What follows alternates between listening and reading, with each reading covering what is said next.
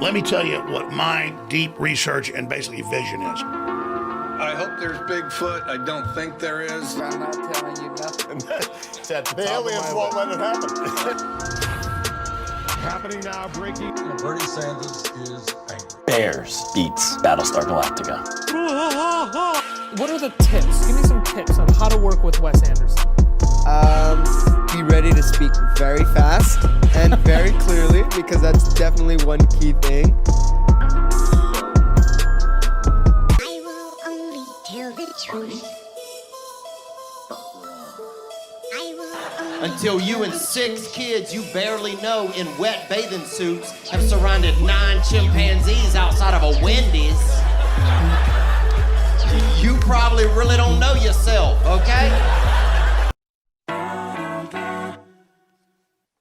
Yep. And we back. Hello and welcome. You're listening to your new favorite podcast and the best in political, sports, and paranormal news coverage. I'm your host, Wes Anderson, and this is In the Shed. This is episode 30, so whether you're coming back for more or finding us for the first time this week, hey, thanks for tuning in. It's late Saturday night, January the 8th, and I am in a shed in the backyard of my home in Alabama, just so I can hang out with you tools and talk about the latest headlines, stories, and rumors in the world of politics, sports, and the paranormal. Merry Christmas and Happy New Year, my tools. It is so good to be back in the shed with you for our first episode of 2022. We 8 days in, and that still sounds like a completely made-up year to me. It does. I remember when I thought the world was going to end in the year 2000, and here we are, 22 years later. I got 2 kids, and I'm sitting in my shed at night talking to you. Life goes on. What did you get for Christmas, my babies? Did you get something good for Christmas? Were you behaving this year? Did Santa put something under your tree for you to unwrap? Or did you just get a lump of coal? I had a wonderful Christmas this year. I got a Bob Marley t-shirt, a beard brush, a cast iron skillet, and tickets to see my Auburn Tigers in the Birmingham Bowl, which they lost, but that's okay because I am a fan, and that's my team, and that's the way the fanhood works. If they win all the games, I'm a fan. If they lose all the games, I'm a fan. That's my team, and I am a ride or die. So I had a good time, went to the game with my father and my sister, and we made the best of it and had fun, even though our team didn't play up to their capabilities, and that's okay. We'll get them next year, or we won't. We'll see. We'll see. Life of an Auburn fan. I hope you had a wonderful New Year's and are ready for this year that has already made itself known to be one of surprises for many of us.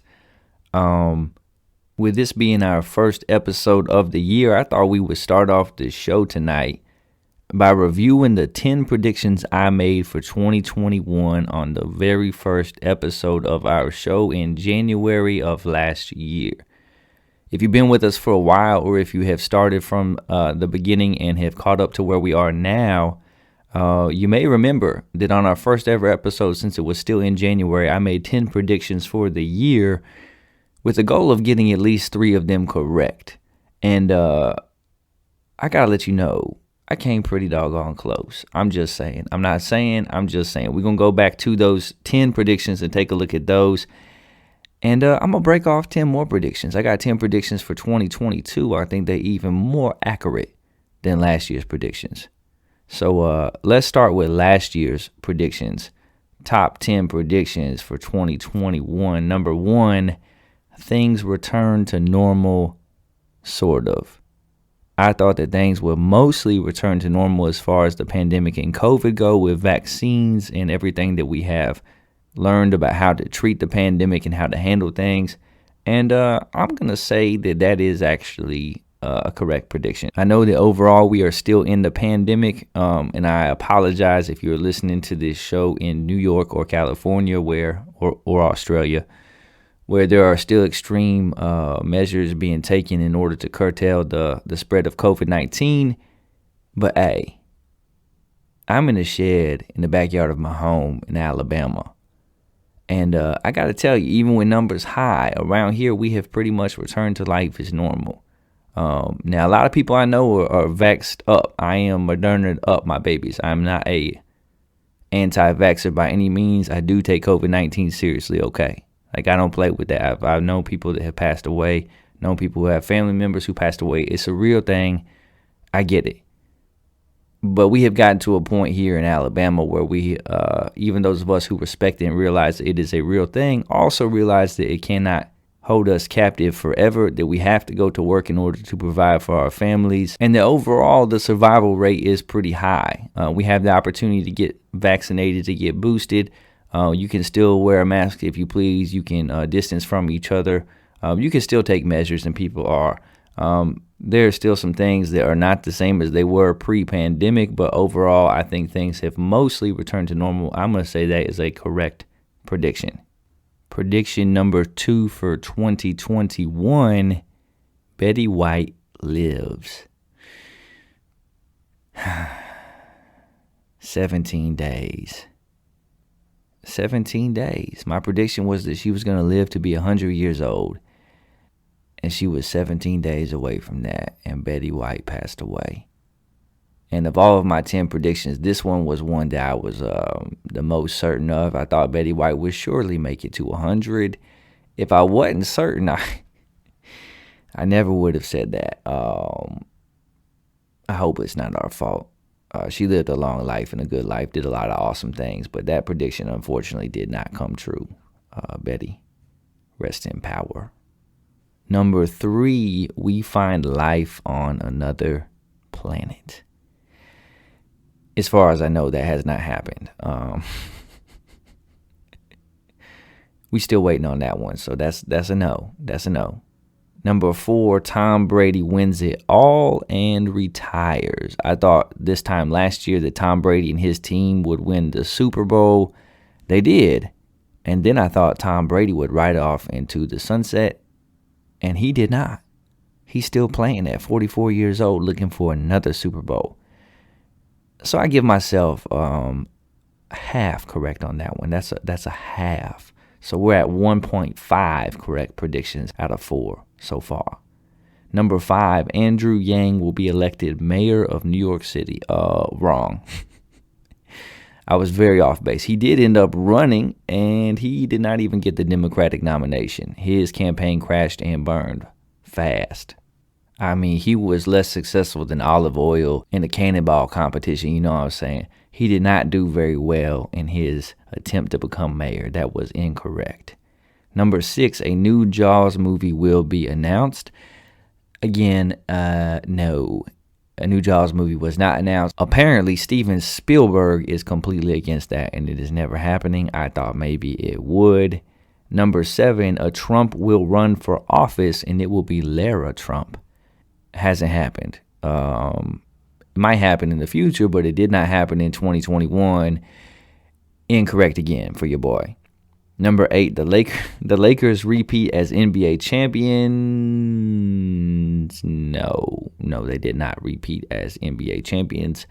Anthony Davis attained a new nickname, Street Clothes, because he could not stay healthy, and the Lakers did not have enough firepower outside of him and LeBron, and instead, Giannis Antetokounmpo, the alphabet, the Greek freak, he and the Bucks won the NBA championship in 2021. He put on an all-time performance in the finals, especially the clinching game. Incorrect prediction for me there. We still stuck at 1.5 correct predictions. Number 9, Bitcoin finishes the year below $20,000. No. No, it did not. In fact, it finished much higher than that, and is currently just a shade under $42,000. Incorrect prediction there. And prediction number 10, our show, In the Shed with Wes Anderson, would hit 50 listeners for a single episode. If you remember, that was my goal. I counted on at least 7 people listening to the first episode, and I was hoping I could have at least one episode in the year that had 50 listeners for that episode. That was a correct prediction, my babies. We reached that goal thanks to you. And in fact, all 29 episodes that we put out for the year surpassed 50 listeners. And we ended the year with a few thousand downloads total and an average of about 80 listeners per episode, which was just astonishing to me. So I thank you for your support and your continued interest in hearing my opinions from a shed in my backyard, which I would never understand, but thank you for that. So the goal was 3 correct predictions, which would have been Nostradamus level, and we got 2.5. So we were almost there. Almost doesn't count except for in horseshoes and hand grenades, but we were almost there. I feel much better about my predictions for 2022 because now, 2 years into this pandemic, I've kind of got a feel for how things are going. You know what I'm saying? I kind of have gotten my sea legs, and I'm ready for this year. So here are my 10 predictions for 2022. We looking to surpass our correct number of predictions last year, which was 2.5. We want to get at least 3 this year. Prediction number 1, Kanye. I know I got your attention now. I done name dropped Kanye. You're like, Kanye what? What's Wes gonna say? Kanye reunites with Kim. Yeah, a true American love story, my babies. Look, Kanye has made it very public, even though he is with somebody else. He has made it very public that he wants to keep his family unit together. And I think he's going to do it. Nobody loves Kim Kardashian like Kim Kardashian and Kris Jenner. But Kanye is third. And Kanye is a good father. And he has his own issues, just like we all do. But the man love him some Kim K. And he want to keep his family together. And Kim want to be in the public eye. And she can run around with Pete Davidson, but that's going to get old and tired. People want to see Kim Ye. So prediction number 1, Kanye reunites with Kim. It's going to happen. Number 2, someone featured in our theme song will come on as a guest.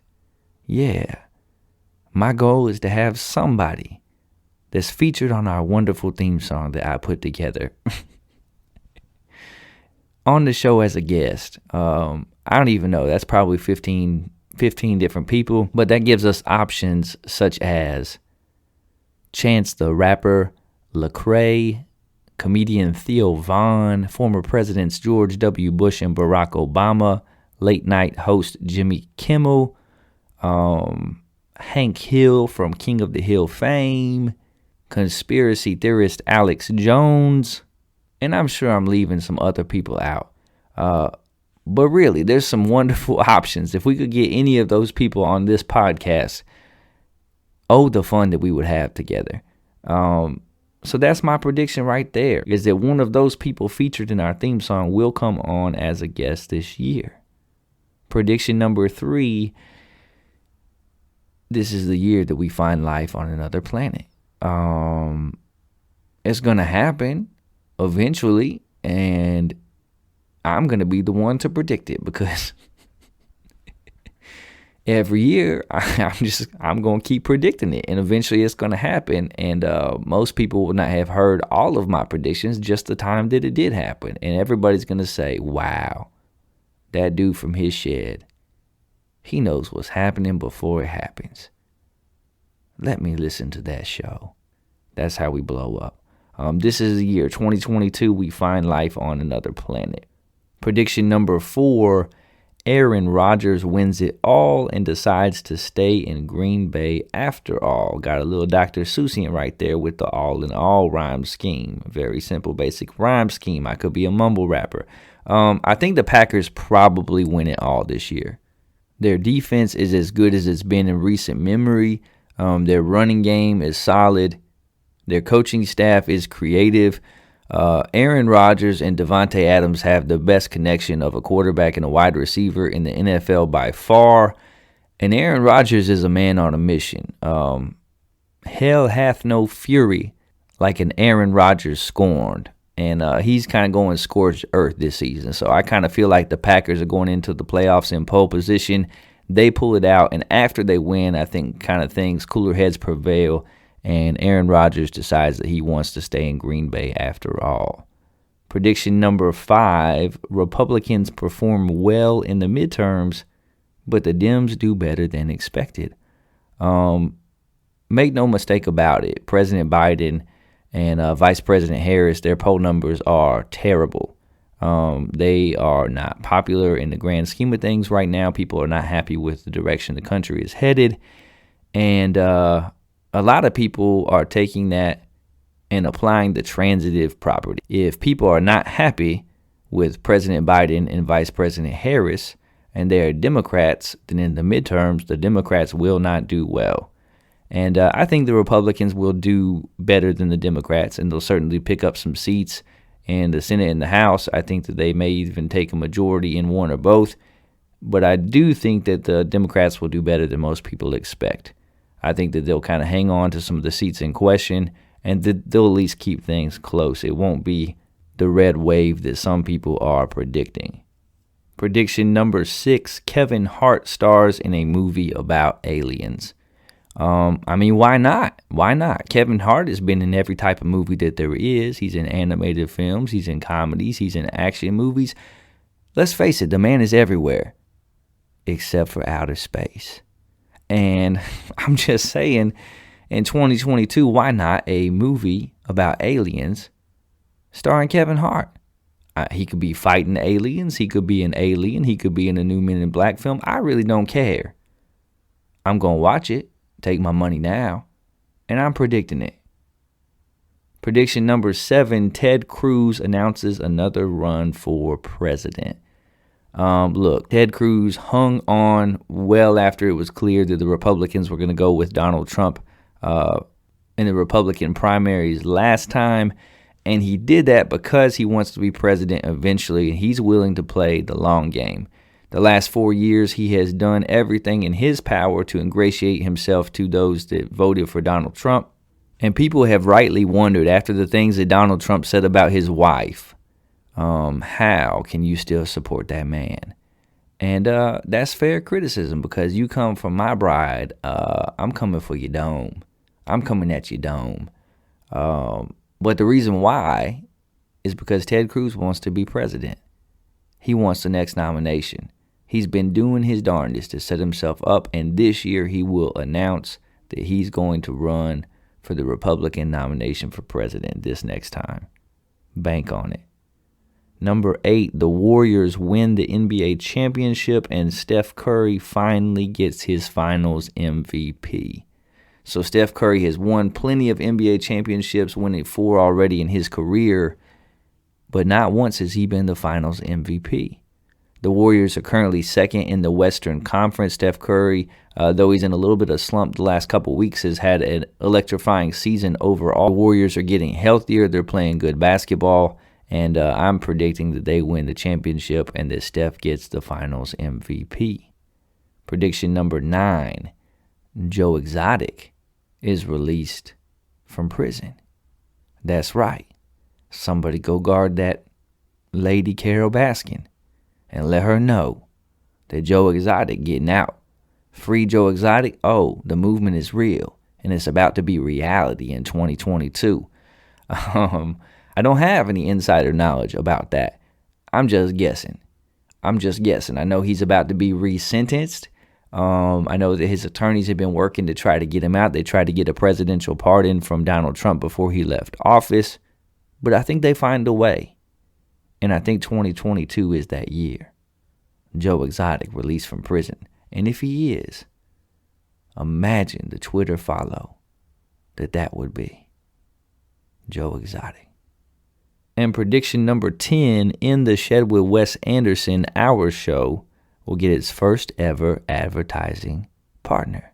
Yeah, because right now, In the Shed with Wes Anderson is brought to you by absolutely nobody. Absolutely nobody, my babies. This is just a hobby. This is for free. I got the pop filter. I bought the 50-foot extension cord. I got the laptop. I got the software. And we just we just do this on our own. But this the year, 2022, we ready for advertising partners. So if you're hearing this and you have a business, you own your own company, you're a musical artist, you're a realtor, a politician running for office, or even if you just are independently wealthy and would like to hear your name on a podcast, get in contact with your boy. Drop us a line at intheshedwithwes@gmail.com. Let us know. I guarantee we will have the most affordable rates anywhere in the business. Guarantee it. And that's my 10 predictions for 2022. Kanye reunites with Kim. Someone featured in our theme song will come on as a guest. We find life on another planet. Aaron Rodgers wins it all and decides to stay in Green Bay. Republicans perform well in the midterms, but the Dems do better than expected. Kevin Hart stars in a movie about aliens. Ted Cruz announces another run for president. The Warriors win the championship and Steph Curry gets finals MVP. Joe Exotic gets released from prison. And In the Shed with Wes Anderson gets his very first advertising sponsor. Probably somebody listening to these dulcet tones right this very moment. And let's see if we can get more than 2.5 predictions correct this year. All right, enough of that. Let's move on to this. Comments and corrections from our last episode. Keystone 328, Hanobia 307, Townsend 222. We still doing that. Longest running inside joke without a payoff, but hey, that's okay. This the year. This past year, our first on the air was a good one. We were able to get 29 episodes out, 29 episodes that were downloaded a few thousand times and listened to in 17 different countries across the globe. We found out that we are big in India for some reason. Shout out India. Put me on a billboard in India. I want to be on a billboard in India. We received close to 100 emails written into the show, and though we've only even had a Twitter account for about half the time that we've been on air, we're closing in on 2,000 followers over there. All that might not sound like much to you, but to me it's a big deal. This is something that I started doing with absolutely no experience, no technical know-how. Didn't even have most of the equipment that I needed really, or that I have now. Didn't know how long I would stick with it. And honestly didn't really know that anyone would ever listen to it. On that first episode when I said that I thought that 7 people would listen, I was being serious. And our growth might look like minor or modest growth to some. But for me, it feels crazy to know that my podcast has been downloaded thousands of times and is listened to all over the world, and that I have a small group of people who I've gotten emails from, received messages from on Twitter, that keep up with us over there, that listen to every episode. That's a pretty special thing. And it's not because of anything that I have done. It's not because what I have to say is so smart or so cool. It's because of you. It's because of you, the listener, because we try our best on this show to do something that not many are doing, to provide a news show that's lighthearted, that's honest, that doesn't just cover politics, but that dips our toe into sports and into paranormal news also. I don't know another show like that. It's a strange format. I realize that. But the feedback I've received about that is incredible. And I just want to thank you guys from the bottom of my heart for listening to this show, for giving me a chance, for tuning in each week, for sharing this show with your friends, for leaving reviews, for subscribing to this show, for following us on Twitter and on YouTube, all the things that you have done to help us grow. I appreciate it. And with your support, with your help this year in 2022, we can continue that growth. We can get the news out, the news that we cover out to more people than ever before. And we can have a lot of fun doing it together. So thank you for your support in 2021. It was a great year. I cannot wait to see what 2022 brings us.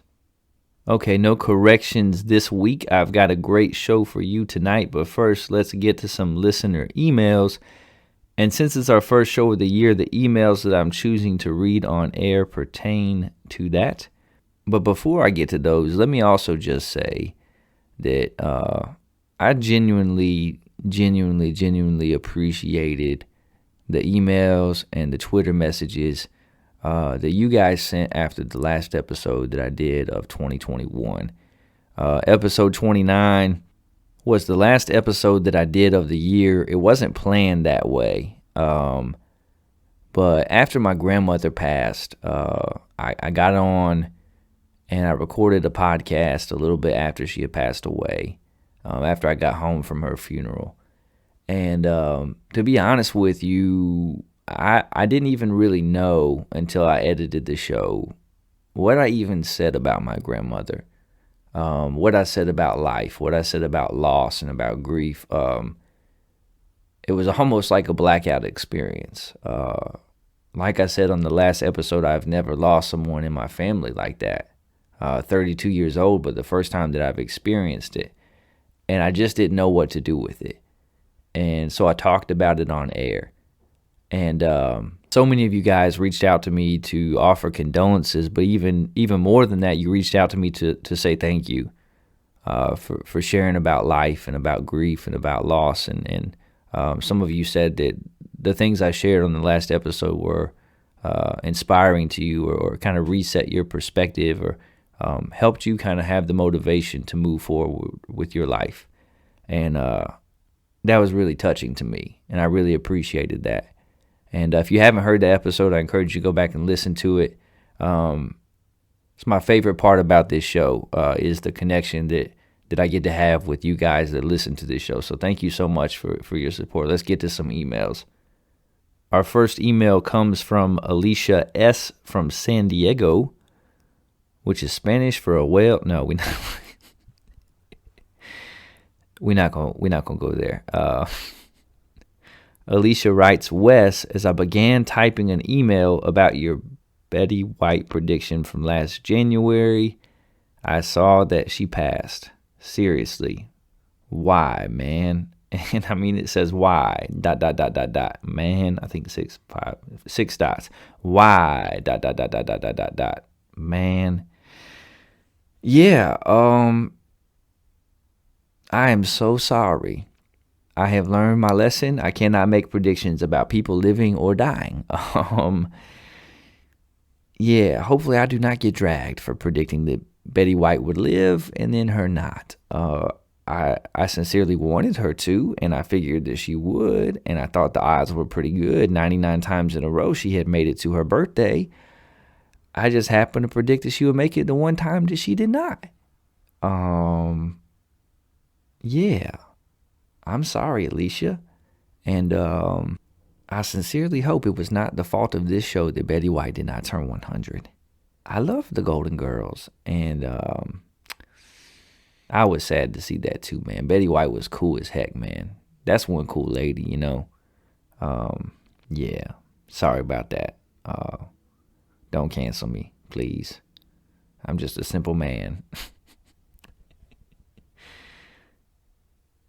Our next email comes from Daniel from Tennessee, who writes, Wes, I really enjoy the show, especially the paranormal segment and the stories you tell in the intro.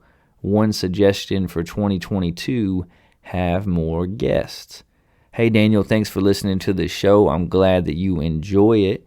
Yeah, man, actually in 2022, we hope to have some more guests.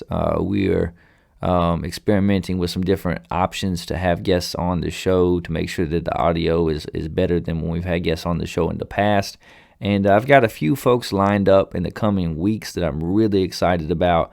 So this is a new show, but part of the thing that makes our show stand out from other news shows, other than that we don't take ourselves too seriously and we don't tell you what to think, we just give you the news and let you decide for yourselves, is that we do politics, sports, and paranormal news. So kind of what I'm looking to do is also to give you some different voices and perspectives in each of those areas moving forward. So there's going to be plenty of shows like this one where it's just me solo dolo out here in my shed. And I'm covering the day or the week or the month's news with you. And we chop it up together. But in addition to that, in 2022 and moving forward, we will also have other standalone episodes where it's just me and a guest.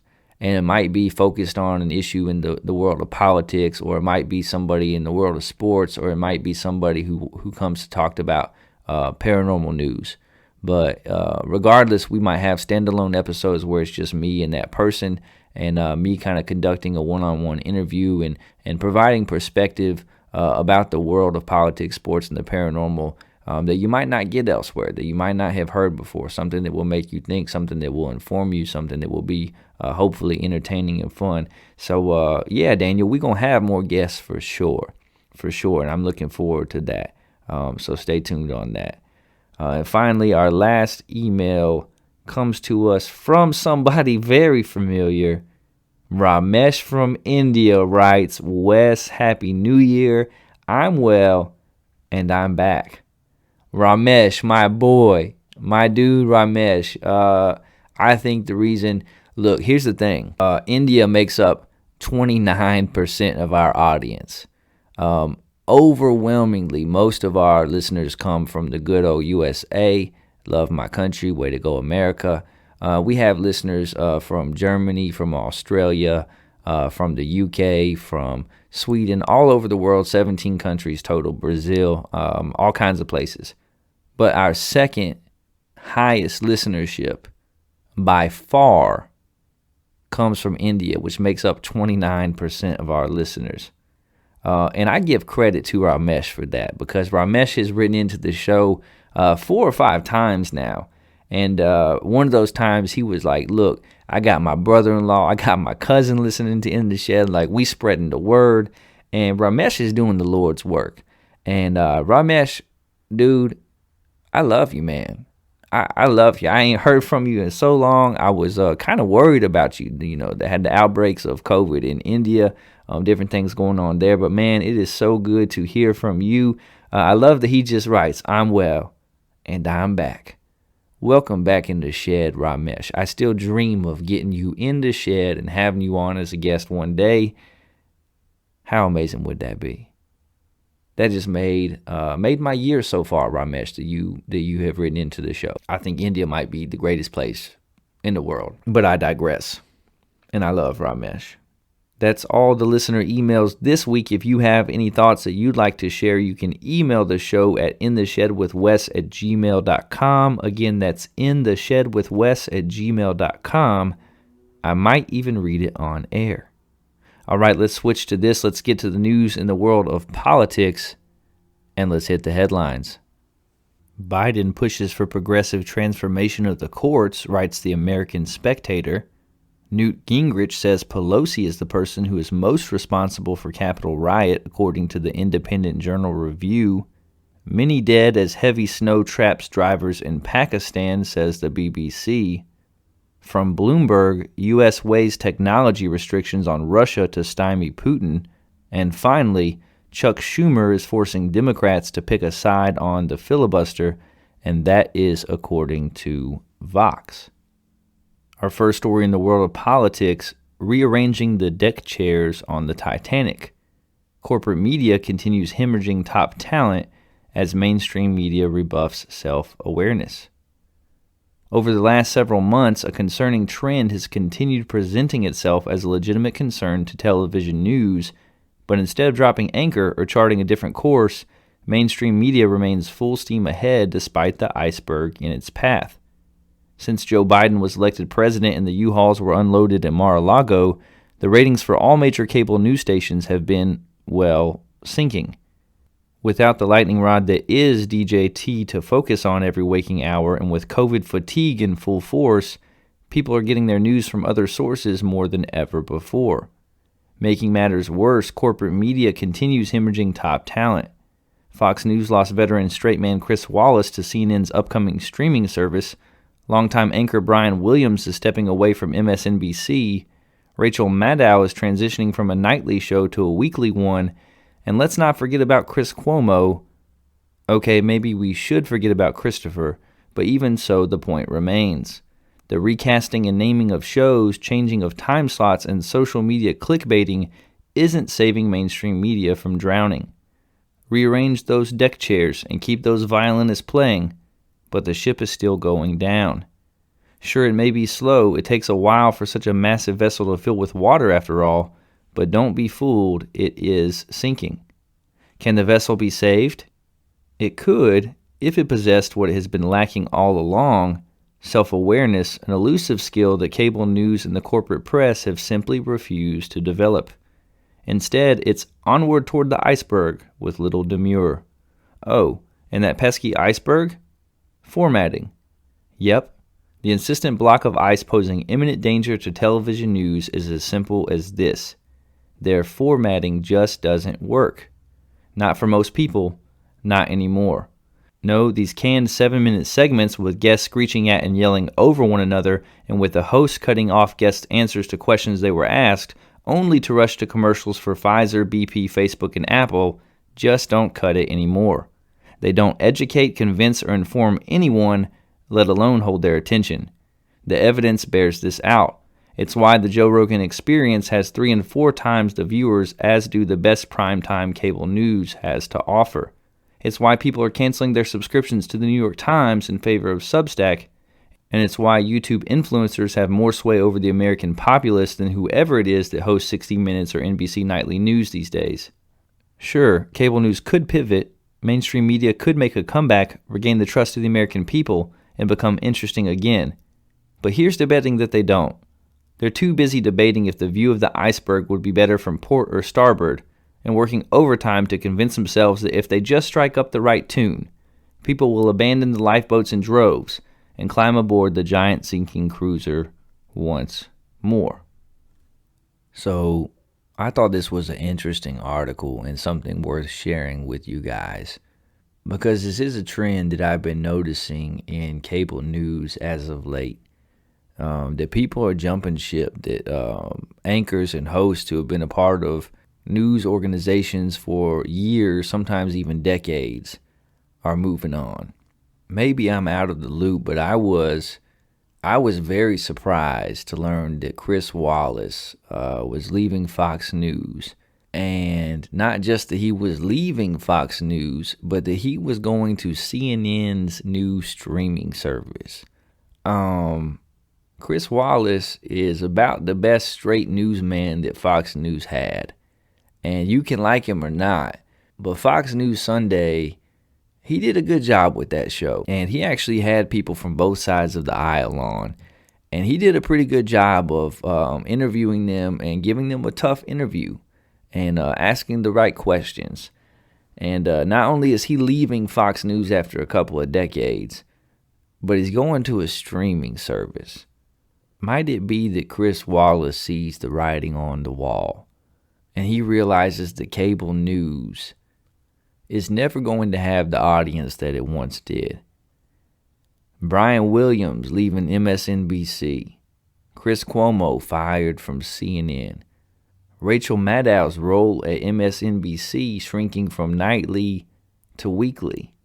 And those aren't the only ones. Brooke Baldwin is leaving CNN after a couple of decades. Dan Harris is leaving ABC News to run a meditation company.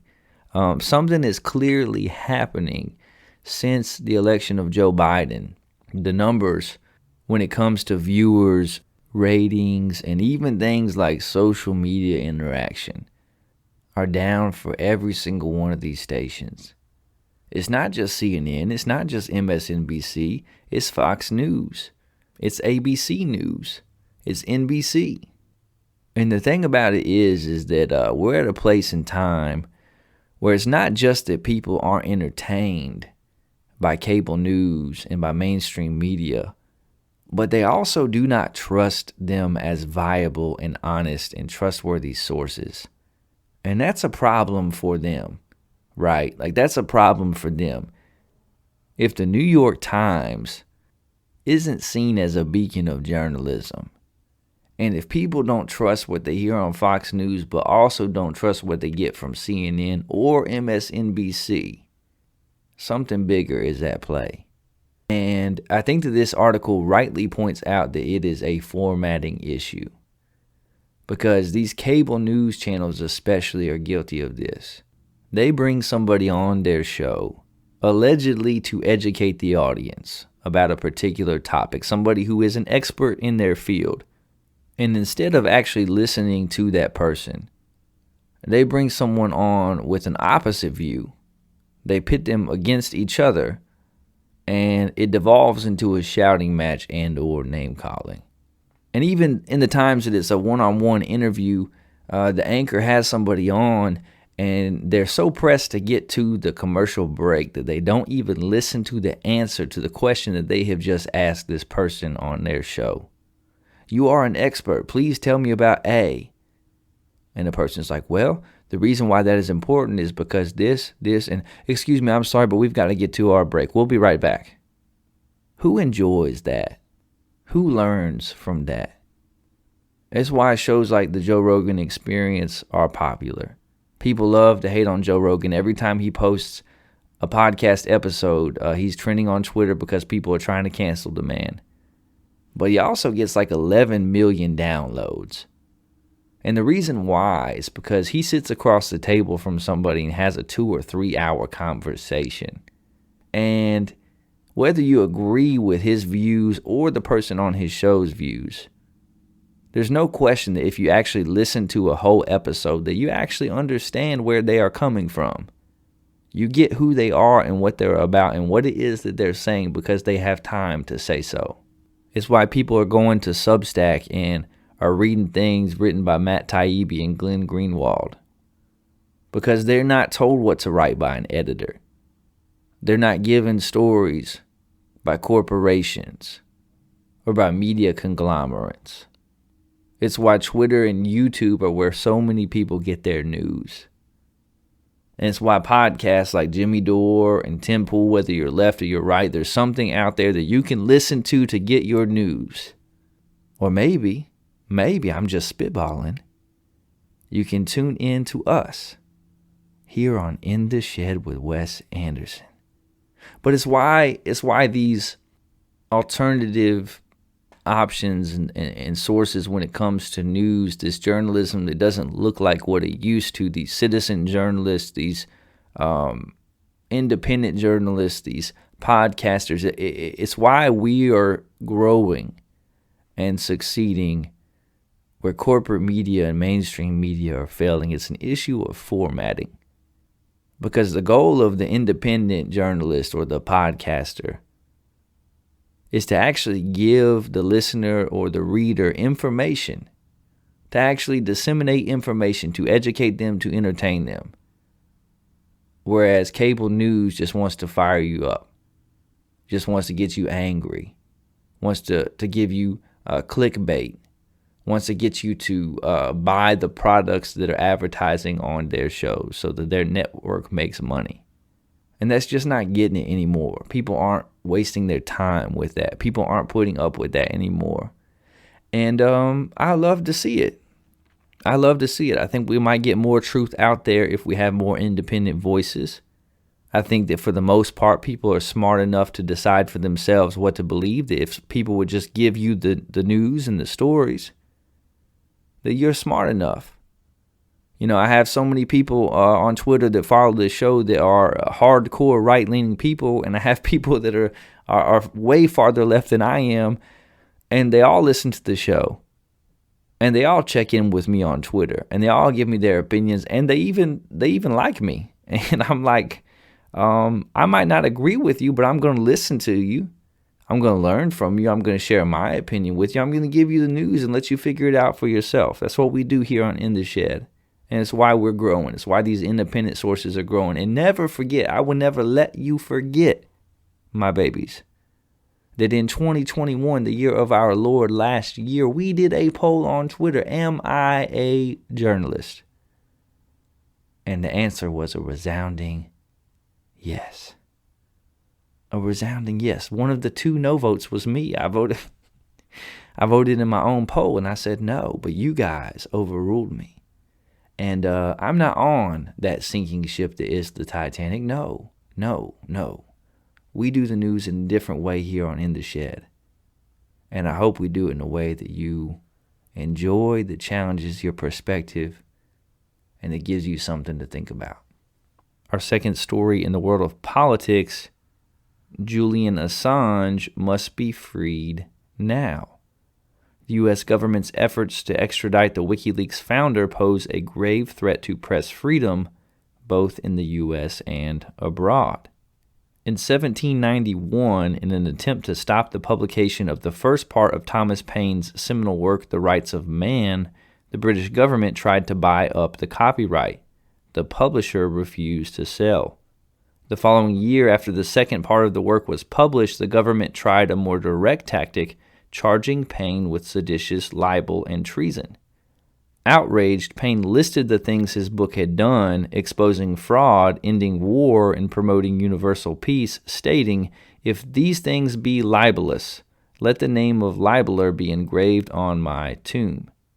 More than 200 years later, governments around the world still endeavor to suppress damning information, violating the right to freedom of expression and targeting those responsible for exposing it. Today, the U.S. government is attempting to overturn an earlier ruling blocking Julian Assange's extradition. The appeal on the extradition hearing, scheduled to last 2 days, is expected to determine whether the High Court in London will accede to the U.S. administration's ongoing request that the WikiLeaks founder be extradited to the United States.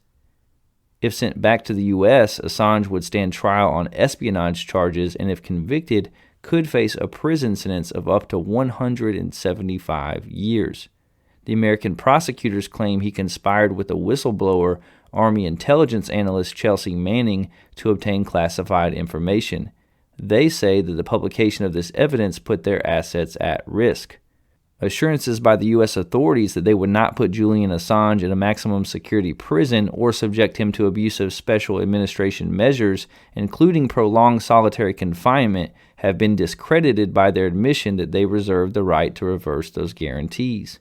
Recent bombshell reports that the CIA considered kidnapping or killing Assange while he was holed up in the Ecuadorian embassy have cast even more doubt on the reliability of U.S. promises and further exposed the political motivation behind this case.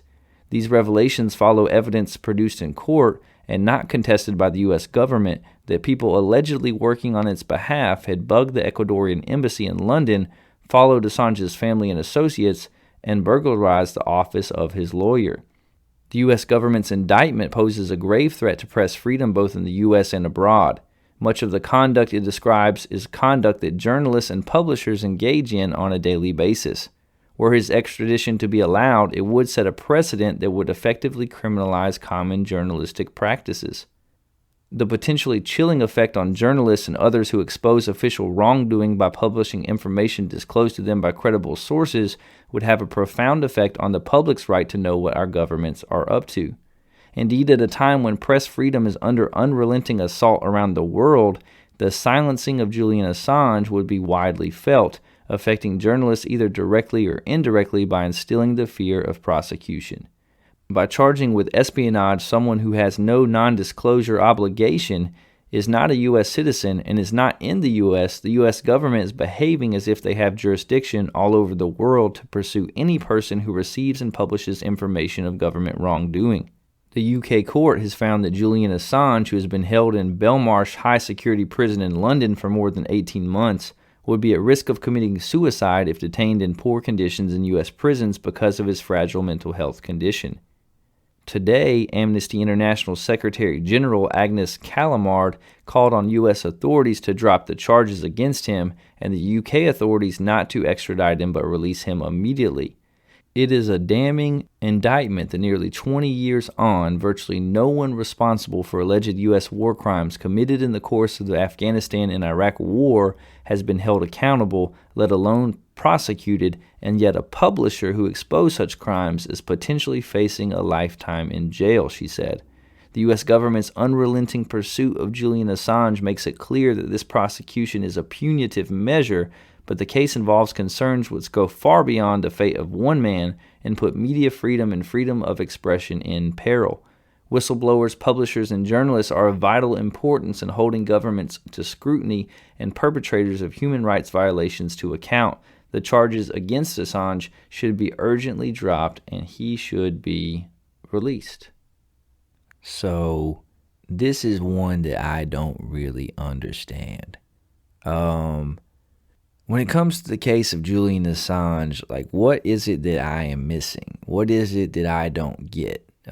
Because as a simple man in a shed in the backyard of my home in Alabama, this looks like the case of a journalist being targeted by a government for producing information that makes that government look bad.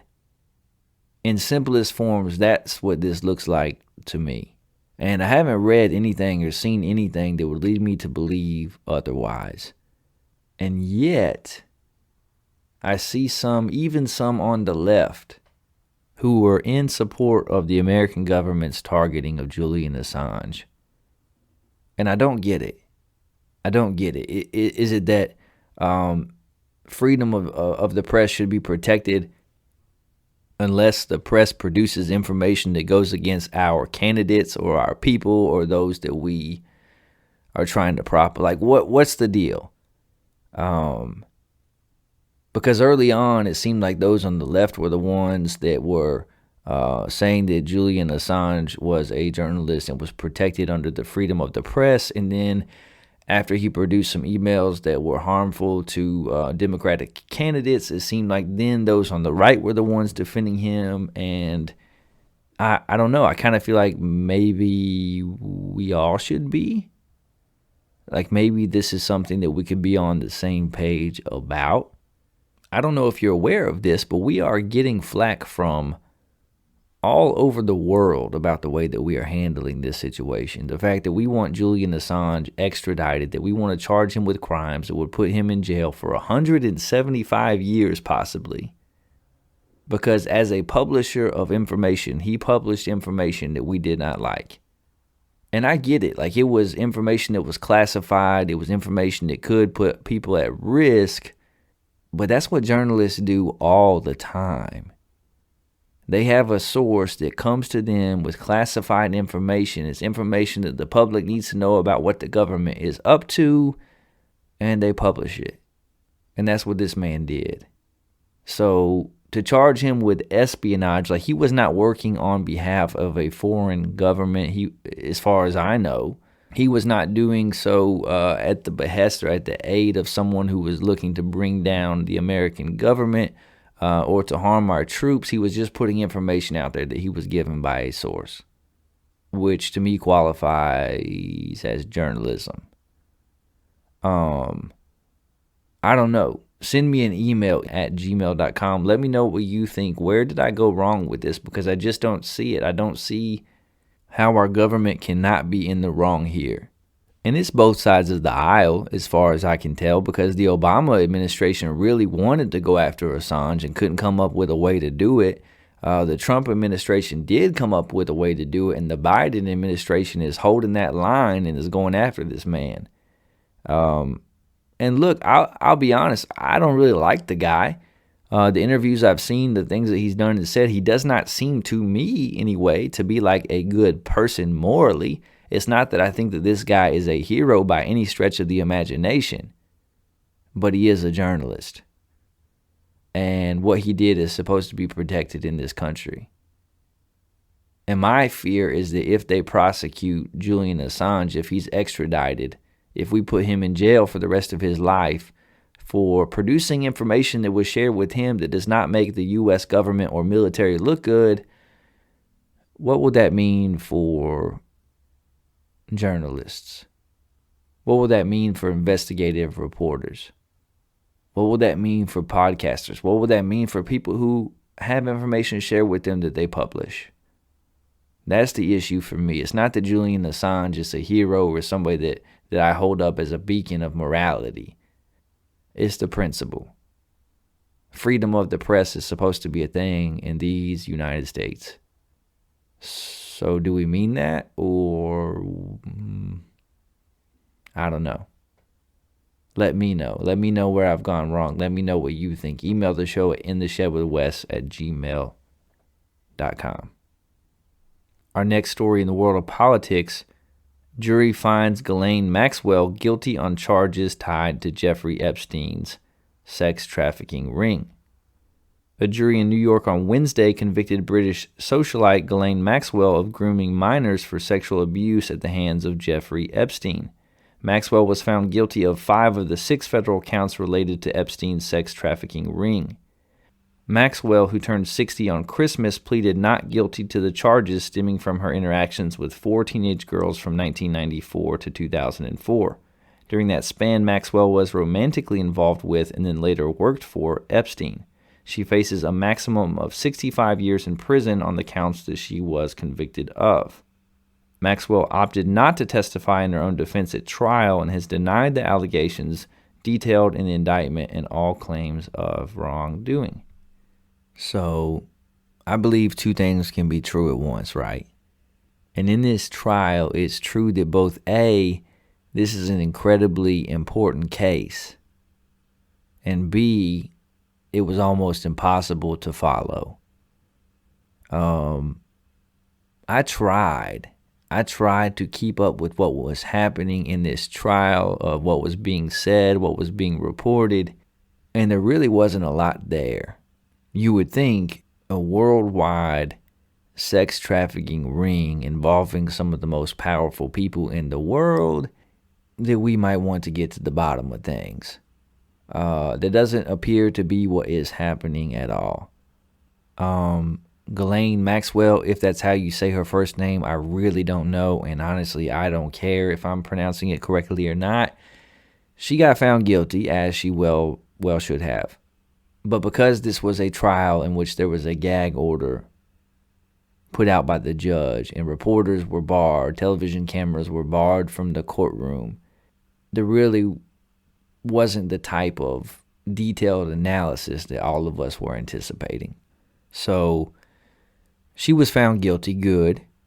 But Epstein ain't here no more. And the guards that were supposed to be watching Mr. Epstein when he killed himself, they now have had their charges dismissed. And what else is going to come from this case? Because what's supposed to happen is that there are supposed to be boxes and boxes of videotapes and different types of records that could implicate who knows who. All kinds of powerful people worldwide. Scientists, politicians, world leaders, all kinds of people that had ties to this man and the criminal behavior that he was conducting. And instead, it looks like a bunch of loose ends have been tied up. Epstein killed himself. The guards are having their charges dismissed. Ghislaine Maxwell is being put in jail. The end of story. The bad guys got what they deserved. Everybody move on. If it was a sex trafficking ring, what about the people who were trafficking these girls? What about the people that were on Jeffrey Epstein's flight log? Jeffrey Epstein has ties to who? Bill Clinton, Prince Andrew, Bill Gates, Donald Trump, and that's just off the top of my head. That's just with very little research. Something bigger is definitely going on in this situation, but it doesn't seem like authorities want to get to the bottom of it. And not only is that disappointing, not only is that reprehensible, it's also not surprising. It doesn't surprise me. And we talk about conspiracy theories in the paranormal segment because they're interesting and there are things that we can learn about society from them. And sometimes they are true, but a lot of times they are not. But hey, this looks a whole lot like a conspiracy to me. And you can call me a conspiracy theorist. But what is a conspiracy? It's when a group of people conspire to hide the truth, to misdirect people from the truth, to cover something up, to carry out a secret plan. Is that not what's happening in this situation? Jeffrey Epstein dead, Ghislaine Maxwell in jail, the guards have been let off, and we're going to cover COVID death. And we're going to cover the Democrats and the Republicans having a spat. And we're going to cover what AOC's boyfriend feet look like. And we're going to cover some sports, and we're going to just forget about the whole thing. And that's unfortunate. Because a lot of young women's lives were altered forever by this dude, by this lady, by the people that were their customers. It was some terrible and evil and awful and just heartbreaking things that were happening. And apparently, we're not going to get to the bottom of it. And we're not going to sort things out. And that's the textbook definition of injustice. And I can't say in strong enough terms how much I condemn that crap. Maybe I'm wrong. Maybe there will be more to come. Maybe I'm being too harsh a judge, and authorities are going through evidence that we haven't heard about even right now. But if I'm being honest, I'm not hopeful. Not based on what I've seen so far. Justice was served in the fact that Ghislaine Maxwell is going to prison as she should. But it's a whole lot more justice that should be coming. And that's what I would like to see. And that's what I'm hoping for. And that's what I'm holding out. Hope against hope against hope. That will happen. Because these young ladies deserve it. Bare minimum, bar none, they deserve it. And Jeffrey Epstein probably, maybe, possibly didn't kill himself. And that's all I'm saying. I'm not saying, but I'm saying. Our last news story in the world of politics. Woman supposedly caught breastfeeding a cat on plane headed to Atlanta. Yes, we going from Julian Assange to Jeffrey Epstein to woman breastfeeding a cat on an airplane. Because this is In the Shed with Wes Anderson, and this is how we roll, my babies. If you new here, you buckle up, because this is how we do things, and we cover all the news, and this is something that's pretty crazy, and I thought it was worth sharing. And yeah, a woman on a Delta Airlines flight reportedly started breastfeeding her cat during a flight and refused to stop when confronted by the crew. Newsweek says the incident happened on a flight from Syracuse, New York, headed to Atlanta, Georgia. I guarantee I know what this lady looked like, if you follow me. I guarantee she a certain shade. Her skin a certain shade, kind of like your boy. I'm not saying. I'm just saying. Y'all can get mad at me on Twitter if you want to, but this gotta be a white lady. That's all I'm saying. All right, moving on. An image circulating online. Ooh, I do not want to see that. I do not want to see that image. Describes a supposed event in what appears to be a screen capture of a message sent using the aircraft communications addressing and reporting system, which pilots use to transmit short text-based messages to the ground. So the pilots were so amazed and shocked that they took a picture and they texted it to the ground. Happy birthday to the ground. According to Newsweek, the message reports that a passenger in seat 13A is breastfeeding a cat and will not put cat back in carrier in response to a request from a flight attendant. That flight attendant do not get paid for that type of craziness and foolishness. Their paycheck needs to be a little bit more hefty after having to deal with a woman in seat 13A breastfeeding a cat. I can't fathom. I can't imagine being in that situation or having to deal with that on my job. Flight attendant Ainsley Elizabeth, who needs a raise, who was on board during the incident, took to TikTok on November 13th to explain more of what went down. This woman had one of those like hairless cats swaddled up in a blanket so it looked like a baby, she said in her video, according to Newsweek's report. Definitely a white lady. Her shirt was up and she was trying to get the cat to latch, and she wouldn't put the cat back in the carrier, and the cat was screaming for its life. Oh, Lord, somebody call Olivia Benson because we need SVU. Because that cat was screaming. This wasn't even a willing subject. As weird as that was, we have now gone to a whole new level where the cat is not even a willing participant. And the woman is insistent on getting that hairless cat, which already looks freaky, to latch. Elizabeth revealed in another video that security got involved. I hope they did. I hope they tased this woman. However, she was unsure of what happened to the woman and her cat once the plane touched down in Atlanta. I'll tell you what happened to the lady. Nothing. Ain't nobody going near.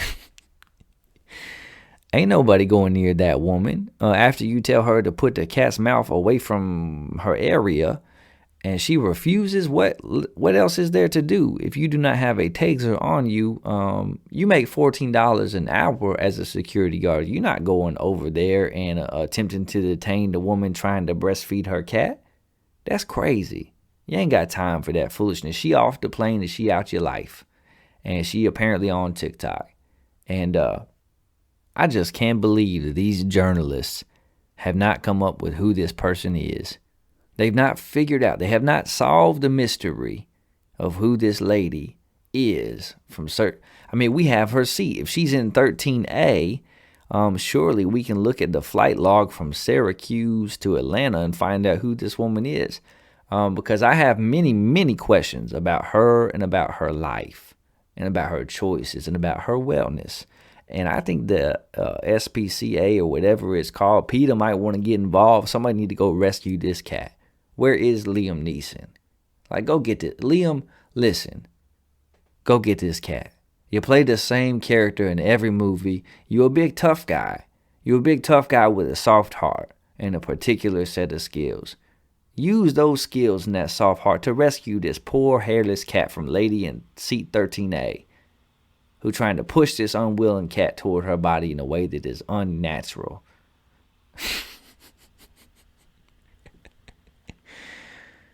That's crazy. And that's how we end the news in the world of politics this week. Welcome to In the Shed with Wes Anderson. 2022 is going to be a great year. All right, let's switch to the world of sports. And let's hit the headlines. Klay Thompson to return to the court in Warriors home game Sunday. Deion Sanders and JSU land another top recruit. Former Auburn coach Gene Chizik hired as defensive coordinator at North Carolina. North Dakota State wins 9th FCS crown in 11 seasons. Derrick Henry expected to return for Titans playoff run. Report claims only 70% of NBA players have received their COVID-19 booster. And Bama and Georgia greeted with frigid weather in Indy ahead of Monday night's college football championship game. Since it's been a while since we have recorded a show, a lot we want to cover in the world of sports. And instead of covering college basketball, the NBA, NFL, or college football in depth, we're going to hit some headlines. We're going to take a look at some overarching stories that have happened and that are happening in the world of sports, with the first being that Jake Paul defeats Tyrone Woodley again, this time by knockout in the 6th round. So it's not often that we get to talk fighting on this show. I am a fan of UFC. I am a fan of professional boxing. Only on occasion do we get to witness the big fights, and this is one that I saw. Jake Paul knocking out Tyrone Woodley. He beat him last time on decision. This time he wins with a knockout. A lot of trash talked between the two parties. And it's one of those things now where every time Jake Paul has a fight, and every time he wins one of these boxing matches, whether by knockout or by judge's decision, the question starts to become, is Jake Paul a legitimate boxer? Is Jake Paul a legitimate fighter? Who is he going to fight next? He just beat this person. He beat that person.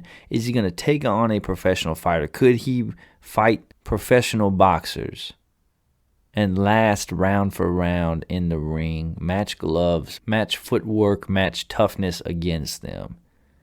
And here's the thing.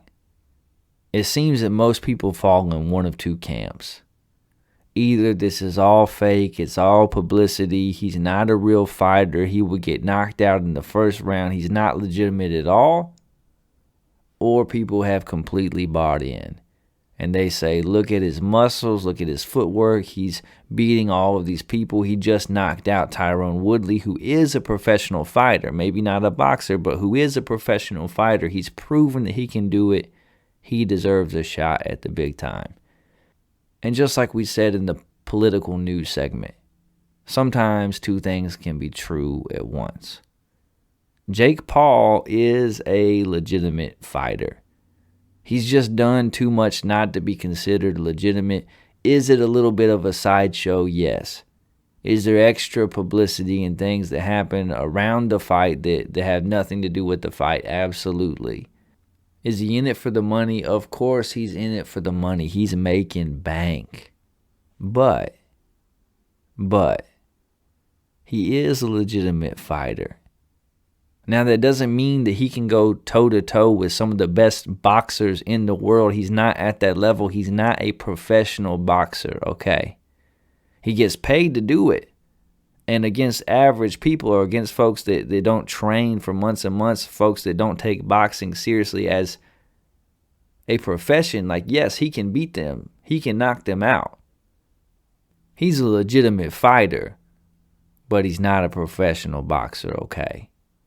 And to me, Jake Paul as a boxer reminds me a lot of the basketball player, the professor. You remember this guy from the And1 mixtapes from years ago? The street ball player, the professor. Slender built, short in stature or average height white kid that had handles out of this world, that loved to nutmeg people, that loved to throw the ball off your dome, that could get around you, that could shoot the ball from the outside. The professor. Grayson something or another. And I remember at the height of And1 mixtape tour, when they had a show on ESPN that got more views than actual NBA games. And these guys, the professor and Hot Sauce and all these different guys were household names in youth culture. I remember people saying, why doesn't the professor play in the NBA? Isn't he good enough? Isn't he he's a world-class player. He's professional. He's got handles. The truth is, he was a legitimate basketball player who could make most of us look asinine trying to cover him. But he wasn't an NBA basketball player. He never was. He wasn't big enough. He wasn't strong enough. He couldn't play defense and guard anybody in the league. He doesn't shoot the ball even close to well enough, especially from distance. This was not an NBA player, okay? He played like a year at a junior college and dropped out to go on the mixtape tour. He has incredible handles, and he got better and better as time went on. He was a phenomenal pickup basketball player, street ball player, not an NBA basketball player, not even close, not on the same level, not in the same stratosphere. That's what Jake Paul is to boxing. He's a legitimate fighter. You put him up against other amateurs, he's going to make them look like amateurs. This man trains. He might take some PEDs, but he definitely trains hard. He's worked on his footwork. He throws a heck of a right hook, okay? He's a good fighter. He's a legitimate fighter. He ain't no joke. But he's not a professional boxer. And if you put him in the ring against a world-class professional boxer, he would be the one to look like the amateur. He would be the one laying on his back. He would be the one counting sheep, all right? Two things can be true. Jake Paul is a legitimate fighter. He just knocked out Tyrone Woodley. I didn't think that he would. He knocked him out. He's a legitimate fighter. He's not a professional boxer. Jake Paul is the professor. In the NBA, since we have last spoken, Steph Curry has become the all-time three-point king of the league. Steph Curry, age 33, has hit more three-point shots than anyone in NBA history, passing Ray Allen and Reggie Miller. It was actually really neat. I got to watch the game in which he did. He did it in Madison Square Garden, the Mecca, which was just incredible that it happened that way.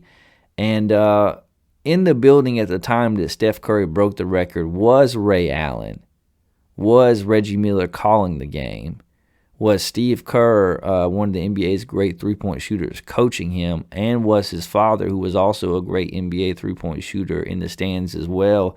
A very special moment, and few people, and when I say few, I mean like probably 4 or 5 people, have ever changed the game of basketball at a professional level the way that Steph Curry has. We don't often give Steph Curry his flowers in the way that we should, because we talk about Steph as the greatest shooter of all time, and seemingly that would be enough to call someone the greatest shooter of all time. But honestly, at this point, can't we just say that Steph Curry is one of the greatest basketball players of all time? And I know some people like to say that he's not a true point guard because he's not pass first or blah, blah, blah, blah, blah. Steph Curry does a lot more than just shoot. He moves without the ball better than anyone in history other than about 3 or 4 guys. He's the best screen-setting small player in basketball. Figure that one out. He's a good passer. He has impeccable handles. And he's one of the better teammates in NBA history. The way that he makes his teammates better, the joy with which he plays the game is contagious. His leadership is impeccable.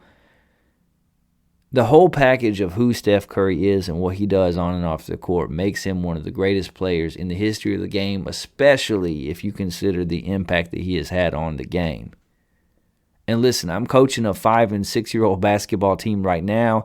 We are the Golden Cheetahs. We had our first game today. We won 17-10. The things that I have been working on with my team paid off in the game. I'm just saying.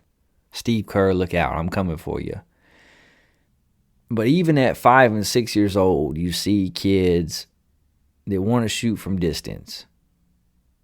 And in the high school game and in AAU basketball now, you see guys pulling from 35 feet, from 40 feet. You see guys that come down on the fast break and stop and pull up at the three-point line and let it go.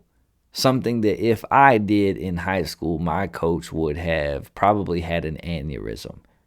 And I may not be alive for doing that and not going for the layup or an easier bucket. The impact that Steph Curry has had, not just on professional basketball with the way that he shoots and the way that he plays the game, but on all aspects and facets and ages of the game, is just hard to even fathom. And a lot of it's been said before, but it comes down to the fact that you look at Shaquille O'Neal, you look at LeBron James, you look at Michael Jordan, and most of us know I could never be that person. I could never do the things that they are doing. But you see Steph, the babyface killer, and you think, maybe if I trained hard enough, if I had enough free time, if I was a little bit better, like maybe I could do those. You can't. You just can't. And listen, this is coming from somebody who has a pretty doggone good jump shot. I'm just saying. 9 out of 10 of you hearing this right now, I would shoot you under the table. Okay. Played basketball my whole life, all the way through high school, freshman year of college. I got a jumper. I'm telling you, you could never be Steph Curry. I know he looks like he's 18 years old. I know that he's not super tall. I know that he's not super muscular, but you could never do the things that man does on the basketball court. The way that he comes off screens, his mid-range game, his floater, the way that he absorbs contact and does not get the calls a lot of times that other superstars get going to the basket, it's incredible. And for them to be half a game back of first place in the Western Conference this year, when they still don't have Klay Thompson, when they really only have one center on the roster that gets any playing time, with a bunch of young guys around him, some that were not even drafted that are in the rotation. It's incredible. And I know if you've been watching NBA, you're probably thinking Steph Curry has been in a shooting slump the last 2 weeks. He's actually not playing that well, but look at his overall numbers. Compare it to most other players in the league, and he's still upper echelon. And he'll come out of it. And he's still in the top 5 for the MVP race at this point in time. And the Warriors are only getting better. Klay Thompson is coming back Sunday night. I have an appointment on my couch. I'm watching. Even if this episode of the podcast isn't out yet, I haven't gotten done editing and put it out, I'm still stopping. And I'm watching Klay Thompson's return. The man hasn't played in 2 years. COVID might go away when Klay Thompson gets back on the court. And I hope that Klay Thompson can get back to 100%. And then the Warriors still have James Wiseman, who's going to come back. More size and athleticism around the rim. They're actually going to have an abundance of options when it comes to who they want to put on the court, what matchups they want to have. So Steph Curry is the greatest shooter of all time, yes. But very few players have had the impact overall on the game that he has. I mean, we're talking about Michael Jordan, Dr. J, Magic Johnson, and Wilt Chamberlain. That's the conversation that Steph Curry is in when it comes to overall impact on the game of basketball worldwide. And doesn't get mentioned enough, even though we say he's the greatest shooter of all time. And the Warriors are right up there with anybody this year. Second place in the West. They're getting Klay Thompson back. If he's just 1/5 of the player that he was before his injury, he's going to be an asset to them. He's going to knock down jump shots. The question really is not about his jump shot. The question is if he's going to be ready to play defense at an elite level. So Steph Curry is incredible. The Warriors are primed to finish first in the West in a challenge for another NBA title. And it's time to give the man his flowers. 33 years old. NBA three-point record. Plenty of good basketball ahead of him. It's incredible. Moving on to the NFL, the one story that I want to talk about that's happened since we were last on air is that Urban Meyer has been fired by the Jacksonville Jaguars. Urban Meyer doesn't even make it through his first season, only gets 2 wins, and gets added to a long list of exceptional college coaches who didn't work in the pros alongside Nick Saban, Steve Spurrier, Lou Holtz, and maybe Matt Rule. We'll find out in another year or so. For Urban Meyer, it wasn't the on-field losses that cost him, but it was the off-field losses. Urban Meyer took too many L's off the field. The Jaguars were used to losing on the field. They won 1 game last year. They went 1 in 15 or whatever. This year, they already had 2 wins. They knew it was a rebuilding project. That's why they hired Urban Meyer. They had the number 1 draft pick. They wanted a new head coach. He wasn't fired because he lost on the field. He was fired for his off-field losses and his failures as a leader of men. It started when he hired the strength and conditioning coach when he got there, his second hire in Jacksonville, a coach that, while a member of the Iowa coaching staff, had allegations of racist behavior and prejudicial behavior against him, and Urban Meyer thought it was a good idea to bring him on staff. Then there was the whole Tim Tebow fiasco, something that really should have not been as big a deal as it was, but because it was Tim Tebow, caused a firestorm, had a lot of publicity. And when you're a brand new head coach in the NFL, you don't have coaching experience in the league, in the professional game, you don't need extra attention. Not something that was wise when it comes to bringing the circus to town. Urban Meyer had constant issues with players. Even with his coaching staff, reports came out that Urban Meyer berated his assistant coaches, sometimes even in front of the players. And there was the strange and bizarre allegation made by a former Jaguars kicker that in training camp, Urban Meyer kicked the kicker. And it was a weird story because the kicker was like, it wasn't really hard. It wasn't like, I wasn't hurt by it. It was like I'd give it like a 5 or a 6 on the scale of 10. Like it was definitely a kick, but it wasn't like a hard kick. Like, what is happening in Jacksonville? And, of course, the one that got the most press, the worst one of all, after a loss to the Bengals, Urban Meyer skipped the team flight, told his players, told his team, man-to-man, face-to-face, eye-to-eye, I'm not getting on the plane with you after this loss because I'm staying behind to see my grandkids.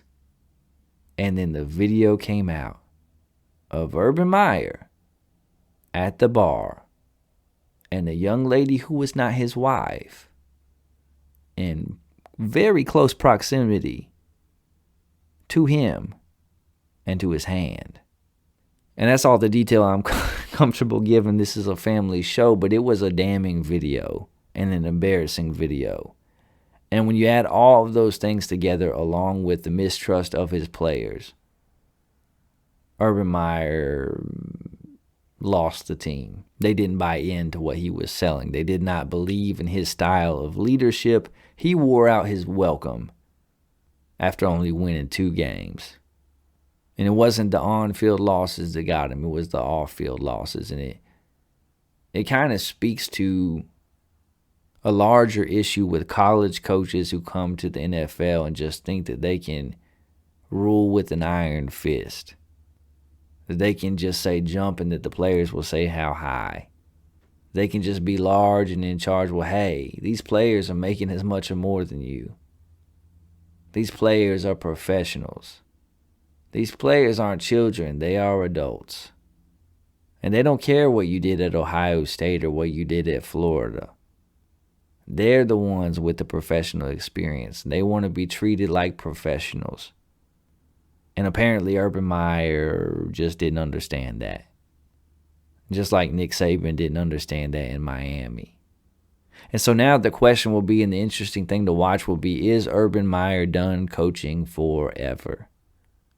Because on the one hand, after the way things flamed out at the end in Ohio State and the allegations against him there, with the off-field issues in Jacksonville, you would think that he would go back to just covering the game on the Big Ten Network or FSN, and he would be done coaching. But even with all of the baggage, there's probably a few colleges that would bring the man in to coach their team. And I'm not saying it's right.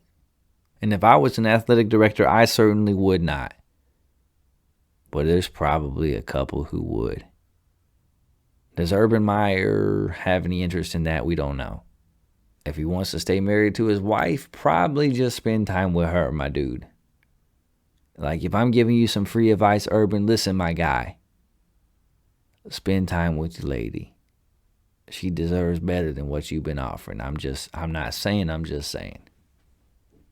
From Urban Meyer, we go to college football and the championship game that is coming up on Monday night. A rematch between SEC foes Alabama and Georgia, the Crimson Tide versus the Bulldogs. Both teams cruised to playoff wins in the last round, with Alabama topping my beloved Cincinnati Bearcats 27-6, and Georgia defeating Michigan by a score of 34-11. Georgia has been the better team a majority of the season, but the last time these two teams met was in the SEC championship game, where Alabama was dominant, coming away with a 41-24 victory. So a few questions that come to mind when it comes to this rematch for the championship. Can Stetson Bennett do enough when it counts?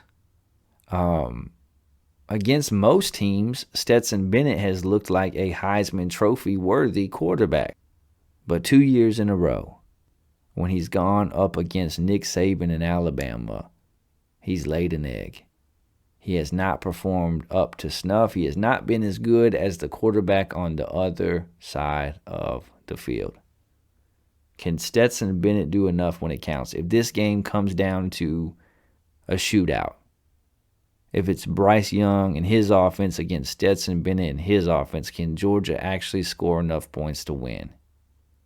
I think it's safe to say that the jury is out.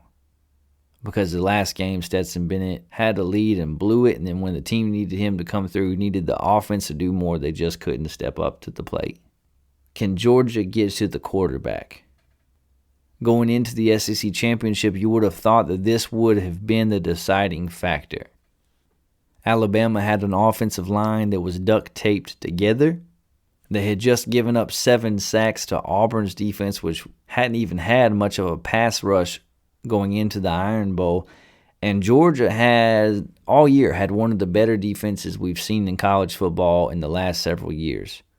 So going into the SEC championship, you thought that if there was any strength, any advantage that Georgia had over Alabama, it was their defensive line, their front 7 against that of the offensive line of Alabama.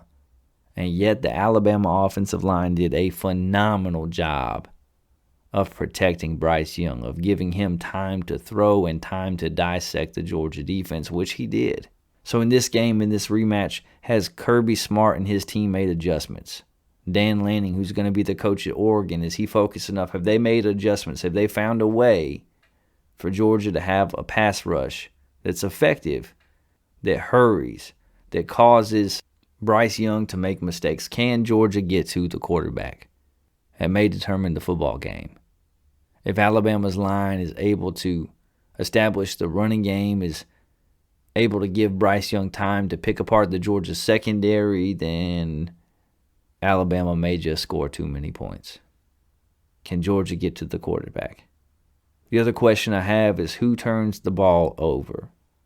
In the last game, Georgia had a lead. In fact, the last 3 times that they've played Alabama, 2 of those they've had a double-digit lead. They've lost all of those games, and a lot of that comes down to taking care of the football. Because Alabama forced Stetson Bennett into 3 turnovers. Not including fumbles, Georgia had 3 turnovers just in interceptions alone. And if Georgia wants to beat Alabama, they have to not only limit their turnovers, but they have to probably force Alabama into a couple of their own.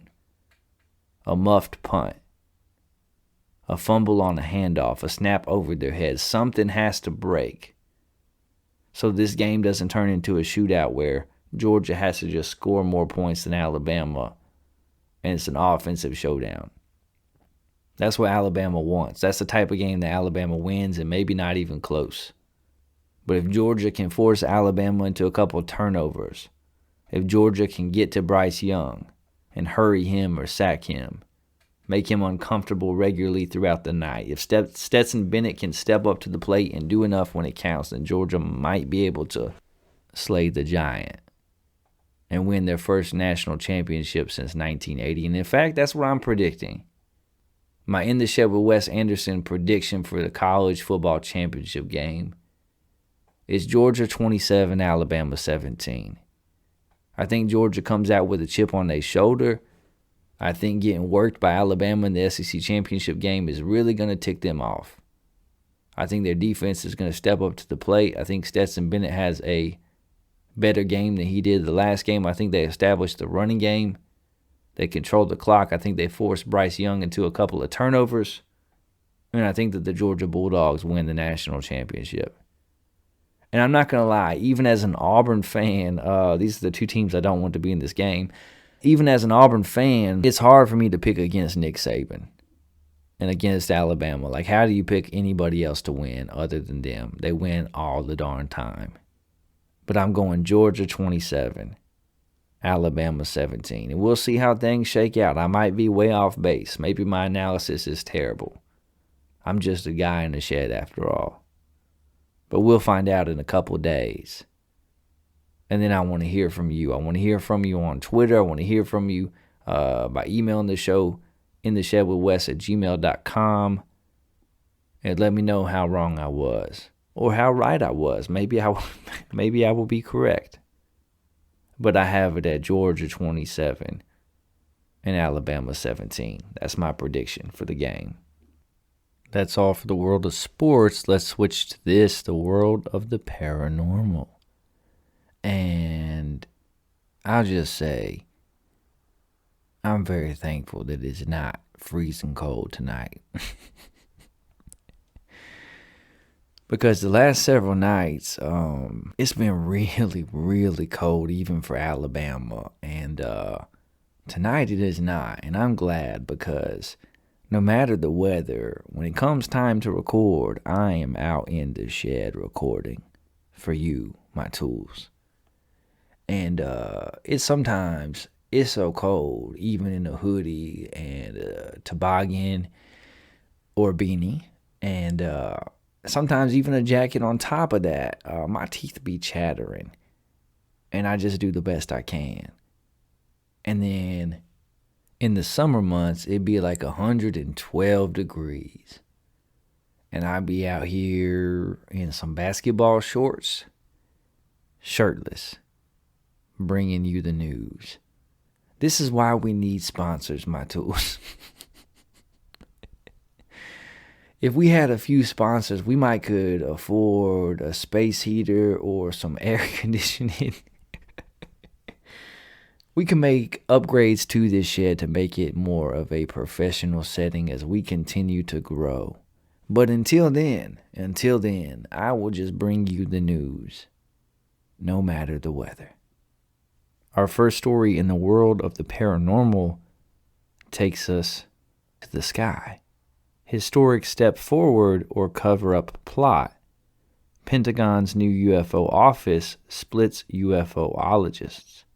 The U.S. government is finally getting back into the UFO business. And depending on which UFO believer you ask, it's either a historic step forward to getting to the bottom of conspiracies or a ploy to regain control of the narrative and possibly even prepare for interplanetary war. The establishment of a new office signed into law just before New Year's to study unidentified aerial phenomenon. Phenomenon. Phenomenon.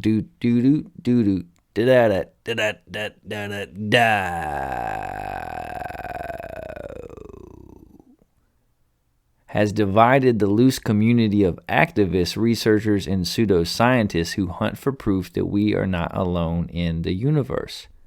Some hailed the legislation creating the new office tucked into Section 1683 of the massive National Defense Authorization Act for bringing new resources, rigor, and officialdom to the investigation of a phenomenon. We already did this song. And a potential national security threat that has long been stigmatized in a way that makes it difficult to study.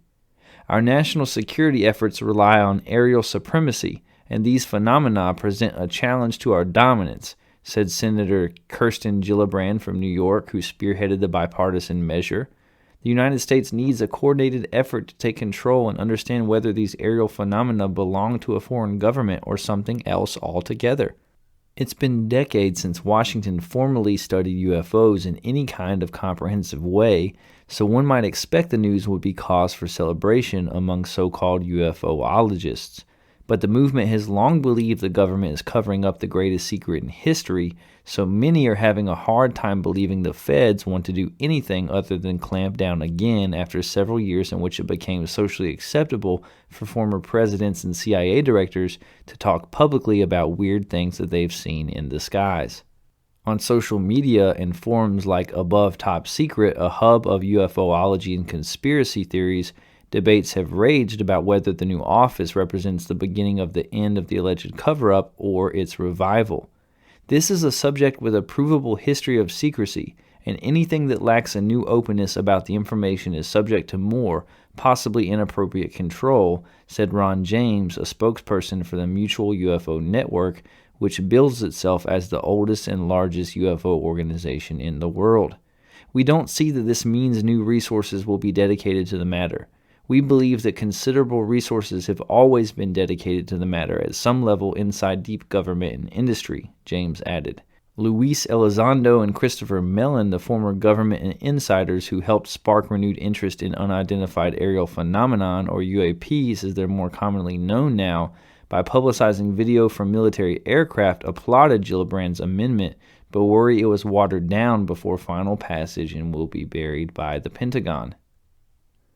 So, once again, there have been resources set aside and an office set up to investigate UFOs.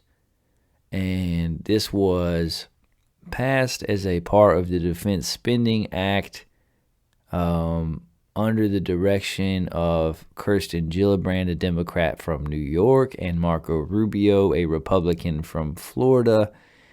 And there's debate. Is this a good thing? Is this going to actually be helpful? Is it going to resolve anything? Are we actually going to be communicated with honestly about what this office finds?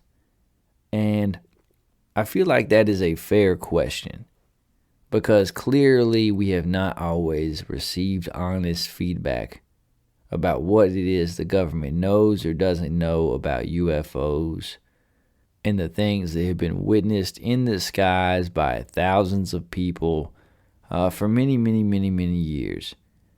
And only recently has the government and insiders and military personnel come forward to say unequivocally that yes, there is something going on, and no, we don't know what it is. And that alone, the fact that that is something that has actually been said, and it's not something, by the way, if you're listening to this show, you're probably well aware. But do you realize that most people I come in contact with on a daily basis, if I bring this up, they look at me sideways? They're not aware that the government... How can you not be aware that the government has said that these things we're seeing in the sky are real and are not of our doing? And we don't believe that the technology to even do these things exists in any government in the world. Like, hey, folks, that leaves us with very limited options. Either there's a government out there that is so far more advanced than we are that we can't even imagine, or our government is completely lying to us and they are far more advanced technologically than we believe them to be. Or C, there is something else happening in this picture. And in looking at those three options, that's the one that I tend to lean to for many reasons. But first and foremost, because of the types of video footage that we have seen and what happens in that footage and who that footage has been analyzed by and who witnessed it firsthand. Not just Jeffrey from West Virginia with 3 teeth, but military pilots who are very familiar with the best that we have to offer when it comes to aircraft, who say the things that happened are not possible. The things that they saw right in front of their eyes and on radar are not possible. I kind of fall in the middle when it comes to this. I'm not someone that thinks this is just an attempt to cover up everything that's happening. I also don't think that because of this new office that is being created that we'll understand or that we will be communicated with 100% honestly and openly. I think the truth is probably somewhere in between. I think that for the most part, the politicians that were behind this had good intentions and make common sense. They're saying, like, if there is something in our airways that we do not understand that could pose a threat to us and we should study it. Like, that makes good common sense. I think that their motives are probably good and pure. But that also doesn't mean that whatever is found out will be shared openly and honestly with the public. How often does that happen? The government discovers something and shares it with us. They will label it national security and we will not probably hear most of it.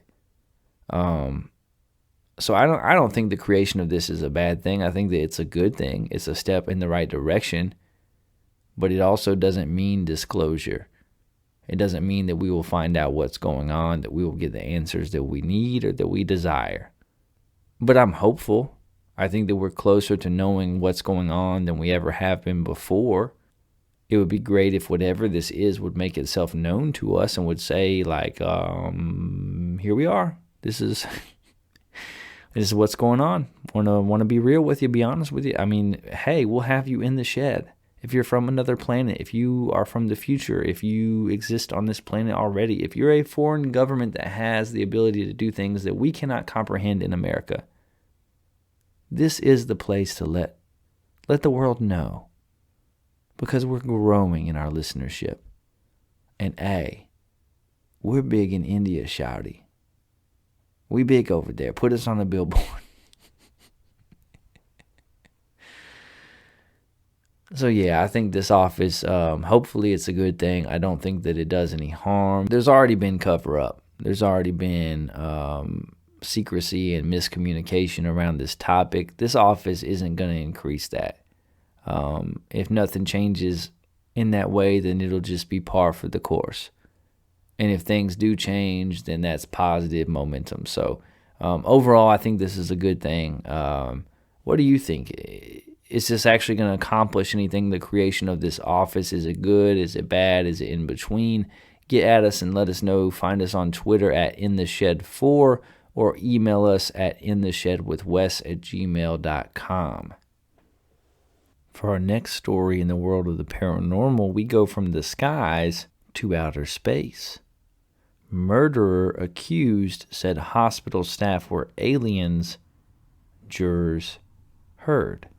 Intensive care nurses were accused of being aliens who are trying to steal Watlington Woods murder-accused Daniel O'Hara Wright's blood. The 24-year-old was taken to John Radcliffe Hospital in Oxford after he was discovered bloodied in the bathroom of a detached farmhouse in Christmas Common on October 23rd last year. He'd badly electrocuted his arm, which later had to be amputated by surgeons, and had slash wounds all over his body. On November 1st, he spat his own feces into the face of nurses as they tried to restrain him. He chanted in an incomprehensible tongue mixed in with phrases in English like "mother of wolves." I'm going to have to work that one into my repertoire of insults and non-swearing, anger-filled moments. Mother of wolves. Mother of wolves. Imagine people's faces when I make that a regular thing. On Twitter, hashtag Mother of Wolves. Mother of Wolves. Earlier that morning, he was said to have sat up on his bed with a blanket over his head. He was agitated and asked to go for a walk. He continually spoke about wanting to eat red meat, jurors heard. I mean, that's not really, I speak about wanting to eat red meat all the time.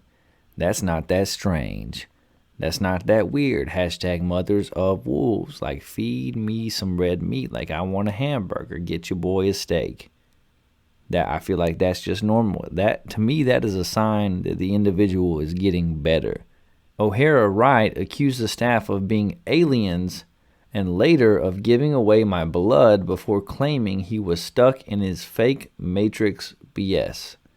Maybe I did kill a human being. Maybe I didn't, he reportedly told the police officers. The officer warned him he was under caution and anything he said may be used in evidence. From my recollection, I did actually kill my mother because I thought she was the devil, he replied. He said he had woken up to the reality of truth. So this over in England, and this man had been accused of murdering his mother, which apparently, according to his own confession, he actually did because he thought she was the devil. But he accused the nurses of being aliens who had tried to steal his blood. Hashtag mother of wolves, and get your boy some red meat. This man might be crazy. He might be crazy. Apparently, he did a very bad thing, and he probably needs to be separated from society for a lengthy amount of time. I included this in the paranormal news because he told the jurors that the nurses were aliens. But there does not appear to be much of an extraterrestrial connection in this story. It seems to be just somebody who offed his rocker and offed his mother. Hashtag mother of wolves. Get your boy some red meat. Let's move on from that story. For our next story in the world of the paranormal, we go to Maryland. Frantic homeowner burned down their own house while fighting off invading snakes. That's right, snakes. A homeowner burned their house down while trying to manage a snake infestation on November 23rd. Officials have confirmed that around 75 firefighters responded to the property on Big Woods Road near Poolesville, Maryland, at 10 p.m. That seems, I'm not a trained firefighter or even a volunteer, but that seems like a bit of an overkill. That 75 firefighters would respond to one house that's on fire. My guess is there is not a lot to do in Poolesville, Maryland at 10 p.m. at night. If 75 firefighters like, hey, is a house on fire? Let's all go. Maybe they just are really dedicated firefighters in Poolesville, Maryland. Montgomery County Fire and Rescue spokesman Peter Pieringer tweeted that the owner tried using smoke from coals to fight the serpents in the house. Okay then.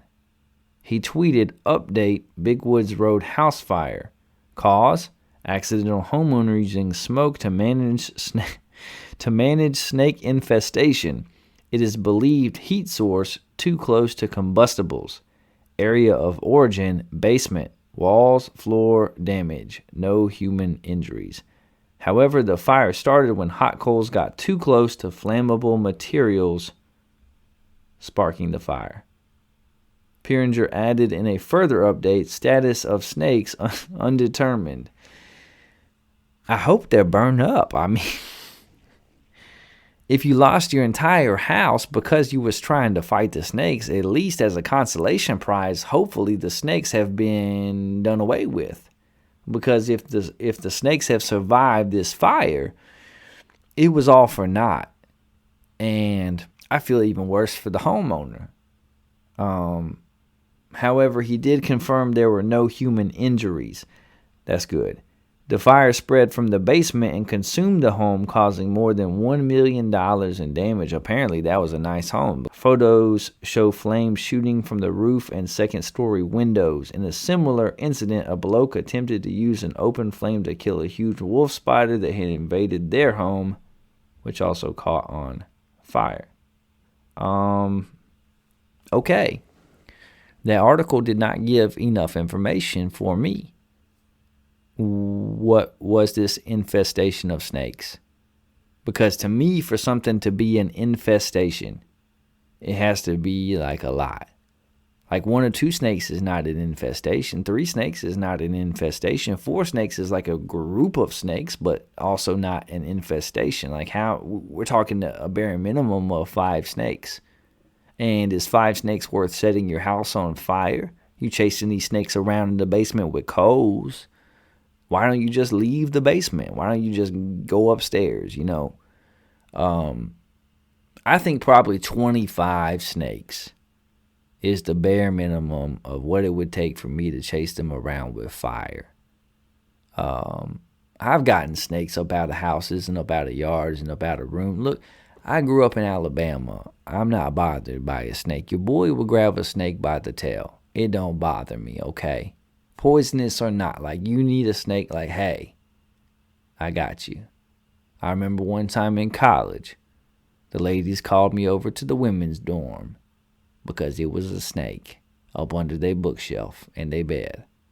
And I got me some kitchen tongs and went over there and grabbed that sucker by the head, picked it up by the tail, carried it outside, chucked it across the yard. And to those women, I looked like Hercules or Superman or Theo Von, all of which I am more than okay with. And, you know, I'm not afraid of a snake. I've killed a number of snakes. I won't use the rest of the show to talk about it, but I'm just saying 25 is the number of snakes it would take for me to endanger my house with fire.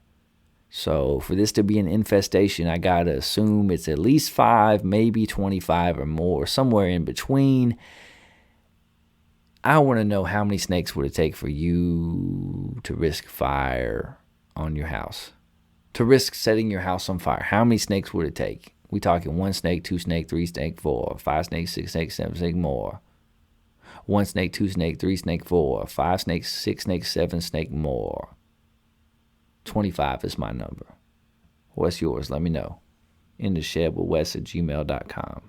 Our last story in the world of the paranormal takes us to our national parks and forests. Missing 411 Disappearances in the Wilderness. Nature can be a cruel mistress.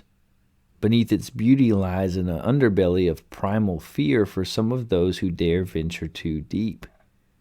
Since the beginning of humankind, we've endeavored to explore the realms of our wilderness, but in the process, many have failed to return. In recent history, a bizarre phenomenon, we already did the song, has been growing. This is the perplexing mystery of the many hundreds of thousands of missing 411 cases. Missing 411 cases are a colloquial classification that documents missing person cases that fit a number of criteria. The disappearance occurred in a national park, rural area, or large reserve of public land. Exceptionally odd circumstances surround the disappearance, and mental illness or voluntary disappearance does not appear to be the cause. Missing people in the USA or across the world are an unfortunate but regular occurrence. In fact, with as many as 90,000 people declared legally missing in America at any given time, it's hard to ignore the issue. However, stories of missing 411 victims do not take place only in rural areas. David Paulides, an investigator who spent 20 years of life as a police officer, has uncovered a number of puzzling trends. The vast majority of these strange disappearances occurred on clearly marked and popular hiking trails. Additionally, victims are often proficient outdoorsmen and women, hikers and hunters who know their backwoods well. Paulides has dedicated nearly a decade of his life to the research of 411 cases and has written a series of books on the subject. However, he has never suggested a cause. Although there are both national and even international examples of far older cases, David Paulides' efforts to synthesize records apply to recent history. His work focuses on an analysis of case files acquired through the Freedom of Information Act. Subsequently, with his methodical compilation of data, he identifies trends. One of the most startling of these is the mystery of 411 disappearance hotspots. Whether it's the nature of the terrain or something else, there seem to be concentrations of disappearances in certain areas. There are a number of these cluster spots across the globe. However, one of the most prevalent and reoccurring seems to be the Yosemite National Park in California. Stacey Ayres, 1981. Stacey was a 14-year-old girl on a horse riding trip with her father and several other friends inside Yosemite National Park. What was likely a picturesque and enjoyable ride over the stunning wilderness of Yosemite became a nightmare for the Ayres family. After arriving at the Sunrise High Sierra camp, Stacey cleaned up and decided to take a walk. The young girl asked both her father and another member of the party to join her but was denied their company. She made it clear that her walk was only down to a nearby lake in order to take some photographs and stretch her legs. The lake was nearby within earshot of the site, and the area was not known for any instances of animal predation. Thus her father likely thought little of his daughter's actions. However, once she embarked on her short walk, Stacey Ayres was never seen again. After a comprehensive and thorough search lasting 9 days with over 100 people, dogs, and helicopters, nothing more than the lens cap of her camera was ever found. Mystery Man, 1968. In early August, a man's body turned up in a crevice located within 10-Year Peak. This is a site not far from Sunrise High Sierra Camp and the lake where Stacey Ayres disappeared. This man has never been identified, but analysis of the body was never able to determine the cause of death. Incredibly, obvious signs of such a blunt force trauma or multiple broken bones that might evidence a fall to his death in the gorge were not present. Jeff Estes, 1976. Little more than a mile away from the gorge where the body of the mystery man turned up, 25-year-old Jeff Estes disappeared. Even after official search efforts as well as the efforts of family and friends, not a shred of evidence was ever found. Timothy Barnes, 1988. In mid-July, slightly northeast from the site of where the mystery man's body was discovered 20 years earlier, Timothy Barnes vanished. Similar to the Jeff Estes case, even after meticulous search efforts, Not a shred of evidence surfaced. These 4 instances exemplify the strange anomaly within missing 411 cases of particular hotspots. Here we see within these few square miles a startling concentration of lost people. This suggests some type of geographic correlation. In the instance of Stacey Ara's case, David Paulides also encountered another perplexing obstacle. Upon filing a Freedom of Information request to access the original Ara's case file, he was denied and contacted directly by a special agent from the national park. This man told Paulides in no uncertain terms that they would not release the file. However, he provided no explanation for what was, by all accounts, a perfectly normal request. As a retired law enforcement officer, Paulides takes interest in the way government agencies document missing 411 cases. Unfortunately, there is no centralized database for missing people, and many parks do not even document disappearances specifically in their own parks. Instead, it goes into the National Missing Persons Registry, at least in the U.S. This protocol has its drawbacks because the nature of disappearances in the wilderness tend to be quite different than those of urban centers, where cars and other forms of transportation mean that an abductee can be hundreds of miles away within a few hours. National parks, however, do not allow for this, especially when factoring in potential challenges to the victim, such as age, experience in the outdoors, and lack of equipment, clothing, or supplies for an extended duration in the elements. Also, the geography of these areas is mountainous or just difficult terrain. Difficulty finding missing 411 victims. Ronald Kirk, 2012. A runner and former Marine knew the Red Rock Canyon Calico Basin area well when he went missing in late January. He had a history of spending time outdoors, especially in this area. Thus, when he let friends know where he was going, no one was concerned. However, unfortunately, this provided to be the last time anyone saw him again. Search and rescue teams found Kirk months later after an extensive search in a spot surrounded by established trails. He was less than 200 meters from a popular route called Turtlehead Peak. Authorities justified the delay in the discovery of his remains as an optical anomaly. They explained that the body blended in with the pigment of the soil and rock formations surrounding the area. What makes this recent case especially strange is the way that searchers covered the area multiple times before they found the body. The lack of definitive cause of death and the general absence of communication with the family from law enforcement was also strange. David Paulides also noticed this reoccurring motif of bodies turning up in areas that rescuers had already combed through and frequented. Theories believable and bizarre. Bigfoot and other cryptids from Appalachian mythology have come into the equation a number of times. Although many of these missing 411 cases demonstrate strange instances, the link to any mountain monsters is mere folk devil hearsay. Interestingly, UFO sightings often correlate with these hotspots, sometimes even around the same time that someone has gone missing. Theorists also propose that a serial killer or a cult sect that hunts humans may be on the prowl. Some speculate this may be a part of some dark satanic ritual. Fringe theorists have also viewed the institutional apathy with suspicion. They propose that the missing 411 disappearances could be the result of a shadowy government program. With more people becoming aware of some of the government's irresponsible activities at the cost of citizens, such as MKUltra, these ideas can quickly embed themselves in the mind of people desperate for answers. Regardless of these fringe ideas, what is substantial are a number of instances members of the National Park Service have denied reasonable requests for these case files. Paulides also explores instances of other governmental agencies arriving at these sites and conducting their own confidential investigations.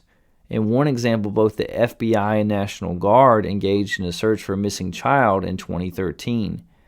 A forest ranger that witnessed the exchange described it as two entirely different operations that seemed to have their own agendas.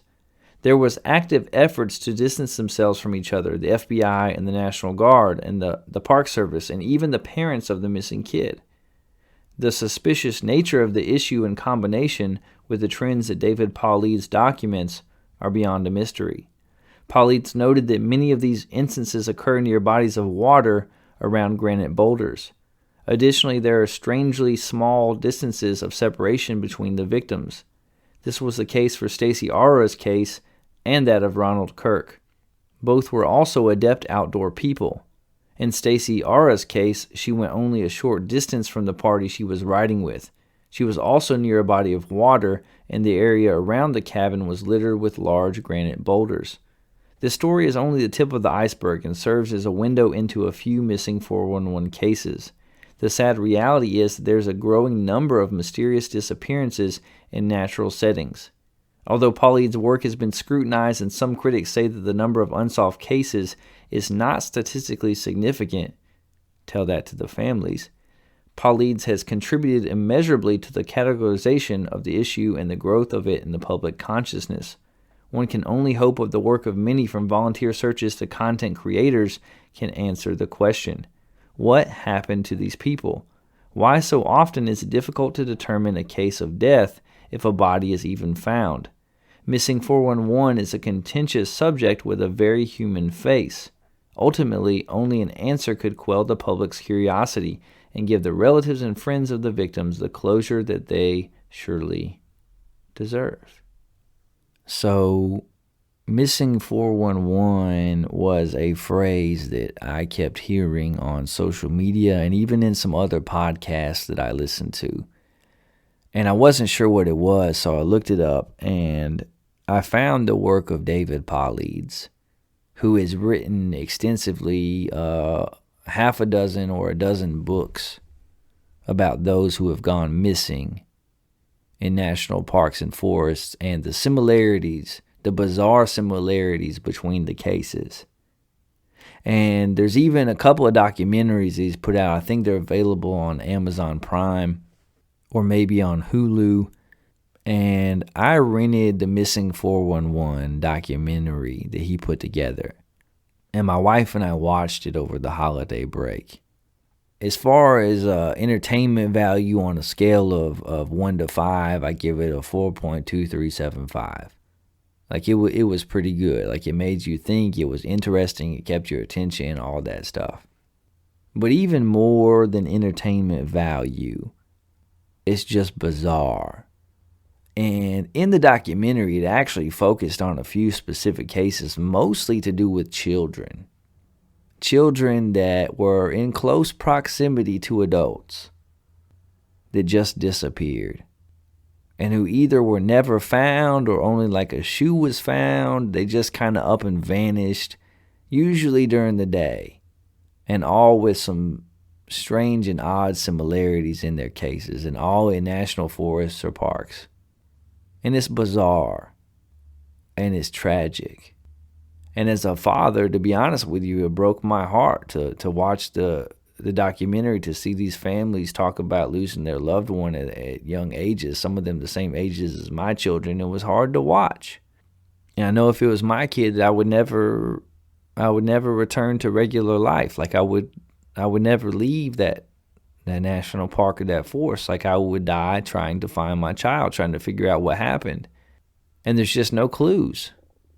There's just no evidence. These kids just up and vanished. They're just gone. And they try to blame it on different things. A cougar, a mountain lion came and got the kid, dragged him away. But how come there's no signs of struggle and there's a perfectly intact shoe? Or maybe the family or someone that was with them camping did it, but they searched the vehicles in the surrounding area and they never found anything, not with helicopters, not with search parties, not with dogs. It's weird. I'm not saying it's a UFO type situation. And I'm not saying that it's Bigfoot. Like I'm not saying that. But it is bizarre. And it's not normal. And there is a strange correlation. And look, correlation does not equal causation, okay? Just because there are some similarities in these cases doesn't mean that the same thing explains them all or that there's a common thread. It doesn't necessarily mean that. It could, but not necessarily. But it's enough to make you think. And it's enough to make you go, huh? And it's pretty interesting. And the fact that there's not a national database for national parks when it comes to folks who go missing in the national parks is kind of odd. Doesn't make a lot of sense. Kind of scary. Like, hey, can't we take care of that?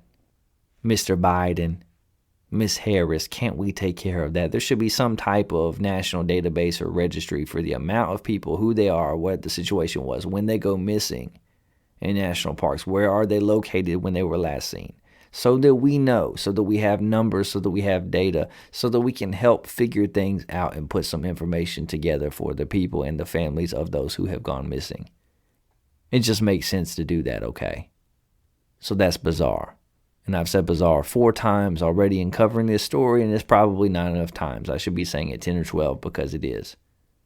So this guy, David Paulides, he's put together some interesting work. I plan on purchasing a couple of his books. This is a plug for him, I guess.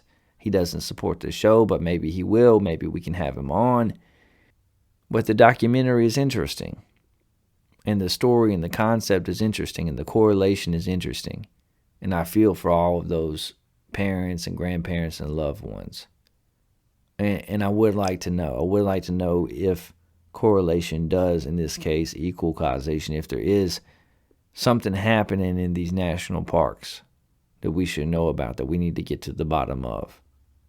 Because people don't just up and vanish with no explanation, leaving no evidence behind. Something is at play. Something's going on. Something's happening. And I'll say it one more time. One last time. It's bizarre. That's all for this week. You don't have to go home, but you can't stay here. I can't either. It's back in the house and out of the shed for me. Thanks again for listening to episode 30. Make sure to subscribe, like, share, and review. It really does help. If you have any paranormal experiences, opinions about sports or politics that you'd like to share, you can email the show at intheshedwithwes@gmail.com. Again, that's intheshedwithwes@gmail.com. I might even read it on air. Look for us on Spotify, Stitcher, Apple Podcasts, iHeartRadio, or wherever you listen to podcasts. And make sure to follow us on Twitter at InTheShed4. Tune in again next week when we'll hit the headlines, talk some sports, and investigate together whether or not Elvis Presley faked his death. This has been In the Shed with Wes Anderson, the best news show in the land covering politics, sports, and the paranormal. Have an adventurous and fulfilling weekend. I'll catch you tools later. Peace out, Boy Scout. Meemaw, we made it.